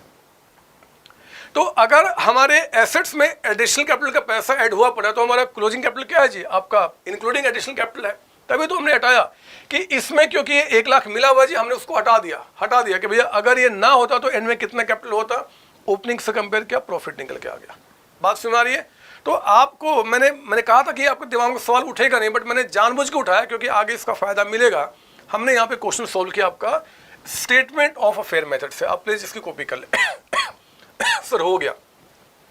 अब देखो मैं इसी क्वेश्चन को सोल्व करना चाहता हूँ अपने दूसरे मेथड से जो मैंने अभी तक नहीं बताया आपको, जिसको बोलते हैं कन्वर्जन मेथड।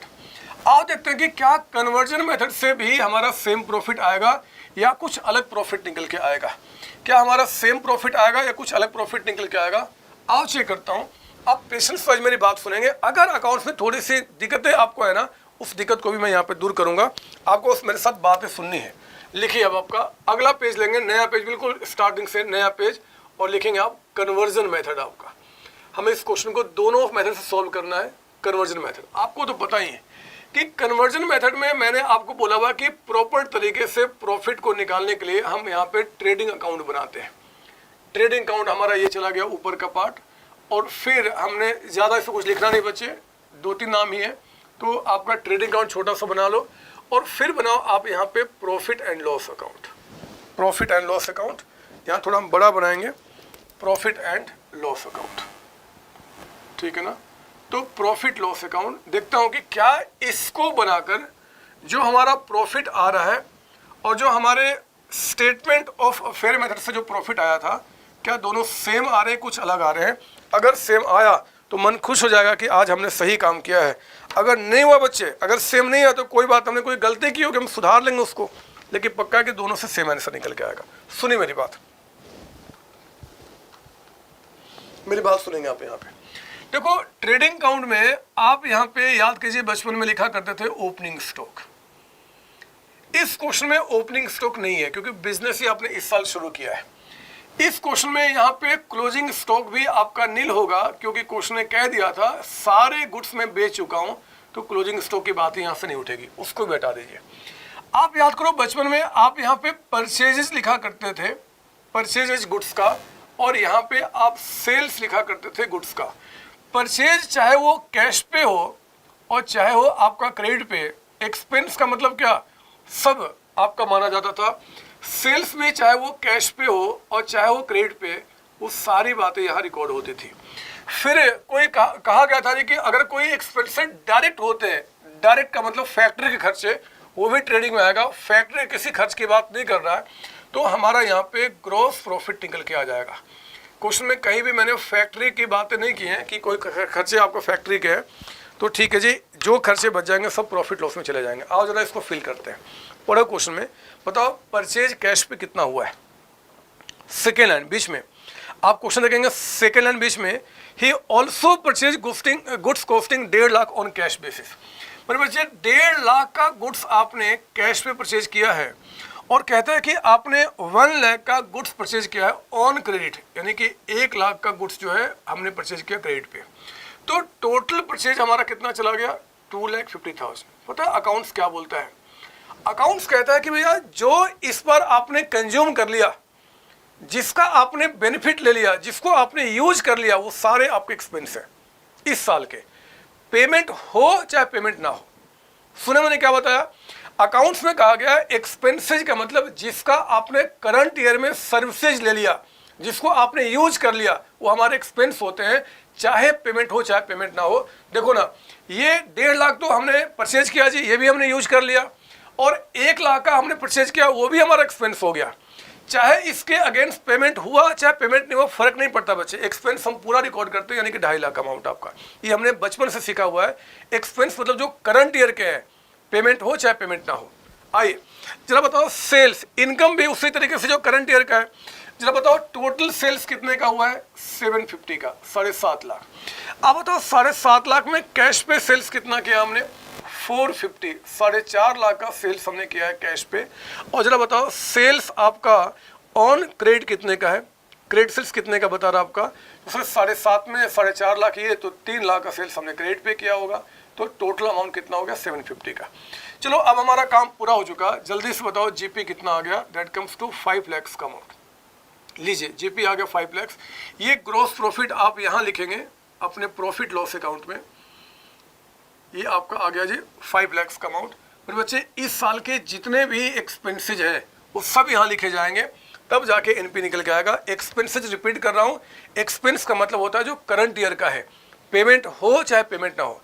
इस एक साल में हम जितने का बेनिफिट लेते हैं ना बच्चे, जिसको हम यूज करते हैं, वो हमारा एक्सपेंस होता है, पेमेंट हुआ तो भी, पेमेंट नहीं हुआ तो भी। मान लो मैं, सुनो 2 मिनट हट के थोड़ा सा यहाँ पे, अगर जहाँ पे मैं काम कर रहा हूँ उसका रेंट 5,000 रुपये पर मंथ है, तो 5,000 के हिसाब से 12 महीने का रेंट कितना हो गया, 60,000 रुपये। तो एक्सपेंस जो मेरा रिकॉर्ड होगा वो 60,000 रिकॉर्ड होगा, क्योंकि मैंने 60,000 का बेनिफिट लिया है। अब अगर क्वेश्चन कहता है कि यार 60 में मैंने जो पे किया है वो 55 पे कर दिया और 5,000 रुपये अभी आउटस्टैंडिंग है, मतलब ये पे नहीं किया, जरा बताओ अब मेरा एक्सपेंस कितना हुआ। एक्सक्यूज मी, 60,000 का जो मेरा आपका 5,000 के हिसाब से 12 मंथ का रेंट बना 60,000। 60 में अपने लैंडलॉर्ड को 55 पे कर चुका हूं, 5 मुझे पे करना बकाया। अब कितना एक्सपेंस हुआ, बोलो ना कितना हुआ। अरे अभी भी एक्सपेंस आपका 60 ही हुआ। 60 में अगर मैं 55 पे कर चुका हूं तो कैश मेरा माइनस हो जाएगा, और जो अभी तक नहीं पे किया वो लायबिलिटी बन जाएगी, लेकिन एक्सपेंस पूरे 60 रिकॉर्ड किया जाएगा, क्योंकि एक्सपेंस का मतलब होता है कि करंट ईयर में जितने वैल्यू का हमने बेनिफिट लिया है वो सारे मेरे एक्सपेंस है ना। बेनिफिट तो हमने पूरे 60 का लिया जी, हमने 60,000 का सामान यूज किया, प्रॉपर्टी यूज किया, जितना पे किया ठीक है, जो पे करना मुझे आगे पे करना है, कौन सी बड़ी बात है। सर ये क्यों समझा रहे हो, मैं आता है, ठीक है फिर मैंने तो ऐसे ही समझा दिया। आप बढ़ते देखते हैं कि क्या और बता रहा जी एक्सपेंस इनकम। पढ़ेंगे दोबारा क्वेश्चन, मुझे एक बार दोबारा क्वेश्चन पढ़ने का मन कर रहा है, स्टार्टिंग से पढ़ो जरा, स्टार्टिंग से। 1 जनवरी को एक्स ने बिजनेस स्टार्ट किया 15 लाख कैपिटल के साथ, On the same date, he purchased a building for 4 lakhs, furniture 2 lakhs. He also purchased goods costing 150 on cash basis, goods costing 1 lakh on credit आपका. He sold all goods for 750, out of which 450 cash, बाकी credit हो चुका. 70,000 he paid to creditors. Creditors को payment करना कोई expense नहीं होता. सुनना मेरी बात. क्रेडिटर्स मतलब अगर मैंने जो परचेज किया था 1 लाख का, वो तो ऑलरेडी एक्सपेंस दिखा चुका हूं कि 1 लाख का परचेज किया. अब 1 लाख के अगेंस्ट अगर मैं पेमेंट करूंगा तो दोबारा थोड़ा एक्सपेंस दिखाऊंगा. एक्सपेंस पूरा मैंने 1 लाख रिकॉर्ड कर दिया है, वो मेरा एक्सपेंस नहीं है, वो तो लायबिलिटी का पेमेंट हो गया. हाँ, 10,000 का हमें डिस्काउंट मिला है. तो बच्चे डिस्काउंट मिलना हमारा इनकम है, और आप इनकम को इस साइड रिकॉर्ड करते हैं. लिखिए यहाँ पे डिस्काउंट रिसीव्ड. जरा बताओ कितना हमने डिस्काउंट रिसीव किया है. डिस्काउंट हमने कितना रिसीव किया है? तो कह रहा है कि सर डिस्काउंट जो आपने रिसीव किया है ये आपका 10,000 का अमाउंट है. तो आप 10,000 का डिस्काउंट यहाँ पर रिकॉर्ड करेंगे. और आगे बढ़ता हूँ क्या बता रहा है. ही रिसीव 80,000 फ्रॉम डेटर्स. डेटर से पैसा है, नजर यहाँ देखो, सेल किया, पूरा इनकम दिखा दिया. तो इस 3 लाख के अगेंस्ट अगर कैश मेरे पास आएगा, दोबारा थोड़ा इनकम दिखाऊंगा. इनकम पूरा हो चुका है. अगर डेटर से पैसा आया तो डेटर्स कम हो जाएंगे, कैश बढ़ जाएगा, इनकम थोड़ा दोबारा आएगा. लेकिन जो 6,000 का हमने उनको डिस्काउंट दे दिया, वो तो हमारा एक्सपेंस हो गया बच्चे, है ना. जिसको हमने इनकम रिकॉर्ड किया था, अगर उसमें से कुछ भी हमें ना मिले तो हमारा एक्सपेंस माना जाएगा. तो डिस्काउंट अलाउड कितना आपका हो गया? 6,000 का अमाउंट. फिर कहता है कि 10,000 आपका बैड डेट्स हो गया. जरा बताओ, बैड डेट्स होने से आपका फिर से एक्सपेंस हो गया ना, लॉस आपका कितना बता रहा? 10,000. चलो मैंने एक बात आपको बता दी, समझ में शायद आपको आया होगा कि जिसको भी हमने इनकम रिकॉर्ड कर दिया, अगर इसमें से कुछ भी हमें नहीं मिला, चाहे डिस्काउंट चाहे बैड डेट्स, किसी रीजन से, तो हमारा एक्सपेंस रिकॉर्ड होगा, क्योंकि वो इनकम को कम कर रहा है. ठीक है ना. आगे बढ़ना. कहता है कि ड्यूरिंग द ईयर एक्स ने सैलरी पे किया 20,000. सैलरी एक्सपेंस है, यहाँ रिकॉर्ड करूँगा. लेकिन जरा बताओ कि क्या जो पे किया सिर्फ वही एक्सपेंस है? नहीं सर, जो सैलरी करंट ईयर का है, चाहे पे हुआ चाहे पे नहीं हुआ, सारे एक्सपेंस कहे जाएंगे. तो देखो ना, हमने सैलरी जो पे किया है बच्चे, जो सैलरी पे किया है वो कहता है कि 20,000 है, यहाँ रिकॉर्ड कर दिया 20,000. और जरा ध्यान से पढ़ो आप, नीचे से थर्ड लास्ट लाइन बीच में, कहता है at the end of 2006 salary due but not paid आपका 12,000. वो कहता है कि भैया सैलरी आपने जो पे किया इतना है, और जो अभी आउटस्टैंडिंग है, जो बकाया, वो 12,000. मेरे बच्चे एक्सपेंस मेरा पूरे 32,000 यहाँ पे रिकॉर्ड होगा. एक्सपेंस का मतलब होता है जिसका बेनिफिट मैंने करंट ईयर में लिया, करंट ईयर में चाहे पे किया चाहे पे नहीं किया, तो पूरे 32,000 आप यहाँ पे एक्सपेंस रिकॉर्ड करेंगे. हाँ, अब ध्यान देना, आप लिंक करोगे दिमाग से. 32 में हमने कितना पे कर दिया है? 20. अब देखो वो कैश अकाउंट से माइनस हो गया होगा. देखो ना, देखो आपने लिखा था कैश में से माइनस किया था 20,000, और जो 12,000 अभी तक आपने पे नहीं किया, आप चेक करो क्लोजिंग बैलेंस शीट में लायबिलिटी साइड आपने लिखा होगा, अभी पे करना ऑब्लिगेशन बन गया. तो एक्सपेंस तो पूरा 32 हुआ ना बच्चे. 32 में जो पे कर दिया ठीक है, वो कैश में से माइनस होगा तो बस लायबिलिटी बन जाएगा. बट एक्सपेंस तो यहाँ पे पूरे 32 दिखाऊंगा, क्योंकि ट्रेडिंग प्रॉफिट लॉस में हम एक्सपेंस इनकम की बात करते हैं. ठीक है ना. आगे बढ़ना फिर से, वहाँ पे आपका जहाँ लिखा था जी 1 2 3 4 5 6 10, ऊपर से पढ़ेंगे. एक्स ने सैलरी पे किया, हो गया. रेंट पे किया 30,000 रुपये, लिखो यहाँ पे टू रेंट. चला बताओ रेंट हमने पे कितना किया है? सर 30,000, यही लिखो. क्या रेंट भी कुछ आउटस्टैंडिंग है क्या? सर हाँ, नीचे में कह रहा सर सैलरी ड्यू के बाद कि रेंट भी आउटस्टैंडिंग है. कितना बता रहा रेंट आउटस्टैंडिंग आपका? 8,000. तो जरा बताओ 30 + 8 बाहर कितना चला गया यहाँ पे? 38,000 का अमाउंट. तो रेंट हमारा यहाँ पे 38,000 आपका आ गया. टोटल एक्सपेंस आपका 38 है, इतना पे कर दिया, इतना पे करना बकाया. आगे बढ़ना. यहाँ मकसद सिर्फ हमारा एक्सपेंस इनकम का है, करंट ईयर का. और क्या था जी? कमीशन भी हमने पे किया बच्चे, यहाँ लिखो 2 कमीशन. कुछ बकाया उसमें है नहीं, इसलिए पूरे 5,000 को हम बाहर लिख सकते हैं.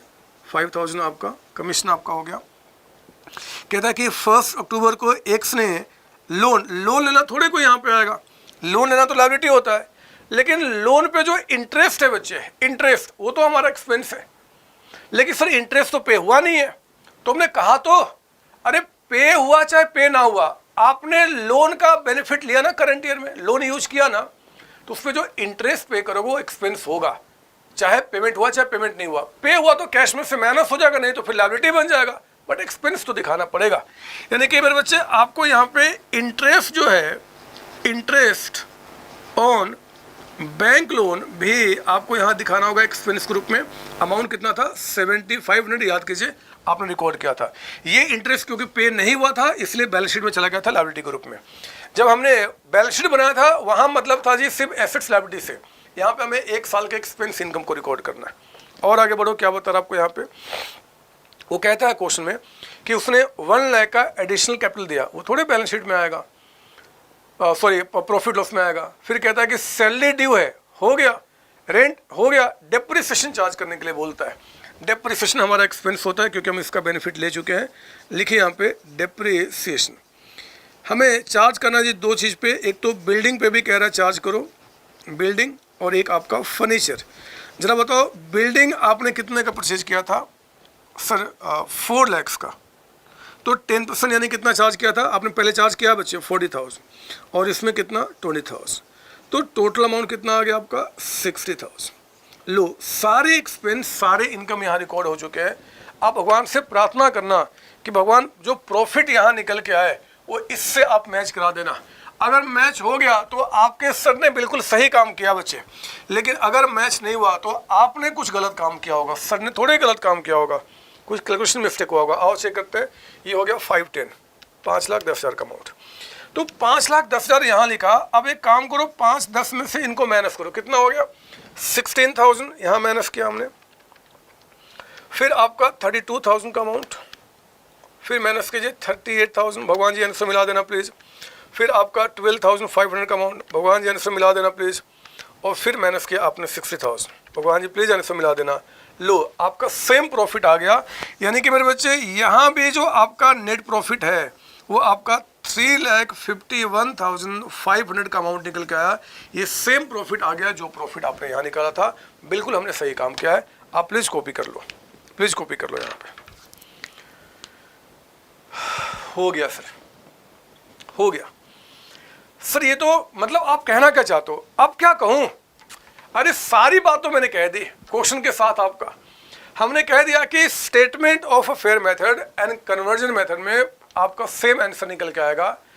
स्टेटमेंट ऑफ फेयर मेथड में आपने क्या किया है कि वहाँ पे बैलेंस शीट में जो आइटम्स थे कैपिटल को लेकर, ओपनिंग, क्लोजिंग, एडिशनल ड्रॉइंग, उससे प्रॉफिट निकाला। इस मेथड में जब हम बात करते हैं कन्वर्जन मेथड का, तो कुछ नहीं, हमें ट्रेडिंग प्रॉफिट लॉस बनाना होता है। और क्योंकि वही क्वेश्चन है, वही सवाल है, तरीके दो अलग है। इससे जो प्रॉफिट आएगा सेम प्रॉफिट आपका यहाँ पे निकल के आएगा। कुछ नई बात थोड़ी कर रहा हूँ जी आपका, किसी भी क्वेश्चन में सर, हाँ किसी भी क्वेश्चन में, किसी भी क्वेश्चन में जहाँ पे प्रॉपर इन्फॉर्मेशन दोनों के दिए रहेंगे तो आप दोनों से प्रॉफिट निकालना सेम निकल के आएगा। ये हमेशा होगा, ये हमेशा होगा और हमेशा आपका होगा। आई बात समझ में, यहाँ पे बात समझ में आई सर? हाँ सर, बात समझ में आई। चलिए आज हम इतनी बातें करेंगे बच्चे, इसके आगे हम अगली क्लास में कंटिन्यू करेंगे कुछ और अच्छे क्वेश्चन प्रैक्टिस के साथ। आपको सिर्फ एक काम करना है कि इसका प्रॉपर आपने रिवीजन कर लेना है। जब मेरी दूसरी क्लास में आप मिलेंगे तो आपका पूरा रिवीजन हो जाएगा। मैं आपको विश्वास दिलाऊंगा, एक भी ऐसा कॉन्सेप्ट नहीं होगा जो आपको समझ में नहीं आएगा। और आप जहां भी बैठे हो आपको ध्यान रखना, कहीं भी परेशानी क्रिएट नहीं होगी। अगर इनकेस कोई होती है, जो चांस है कि बिल्कुल नहीं होगी बच्चे, फिर भी अगर होती है, क्योंकि इतने सारे माइंड है, तो कोई बात नहीं, आप ना मुझे कॉल करके मुझे आप किसी भी सवाल का जवाब ले सकते हैं। आपको 4 × 9631597 पे आपने कॉल करके मुझसे आपसे जवाब लेना है। मुझे कभी परेशानी क्रिएट नहीं होगी, मैं हमेशा जवाब दूंगा। जो टाइम आपको पीरियड अलॉट किया रहेगा उस पीरियड में आप मुझे फ़ोन करके जितने सवाल पूछने हैं उतने पूछेंगे। मैं हमेशा आपके साथ खड़ा हूँ, हमेशा, क्योंकि मेरा जन्म ही आपके लिए हुआ है। तब तक आप सबको बच्चे बाय बाय, टाटा, नेक्स्ट टाइम मिलते हैं। थैंक यू जी, थैंक यू।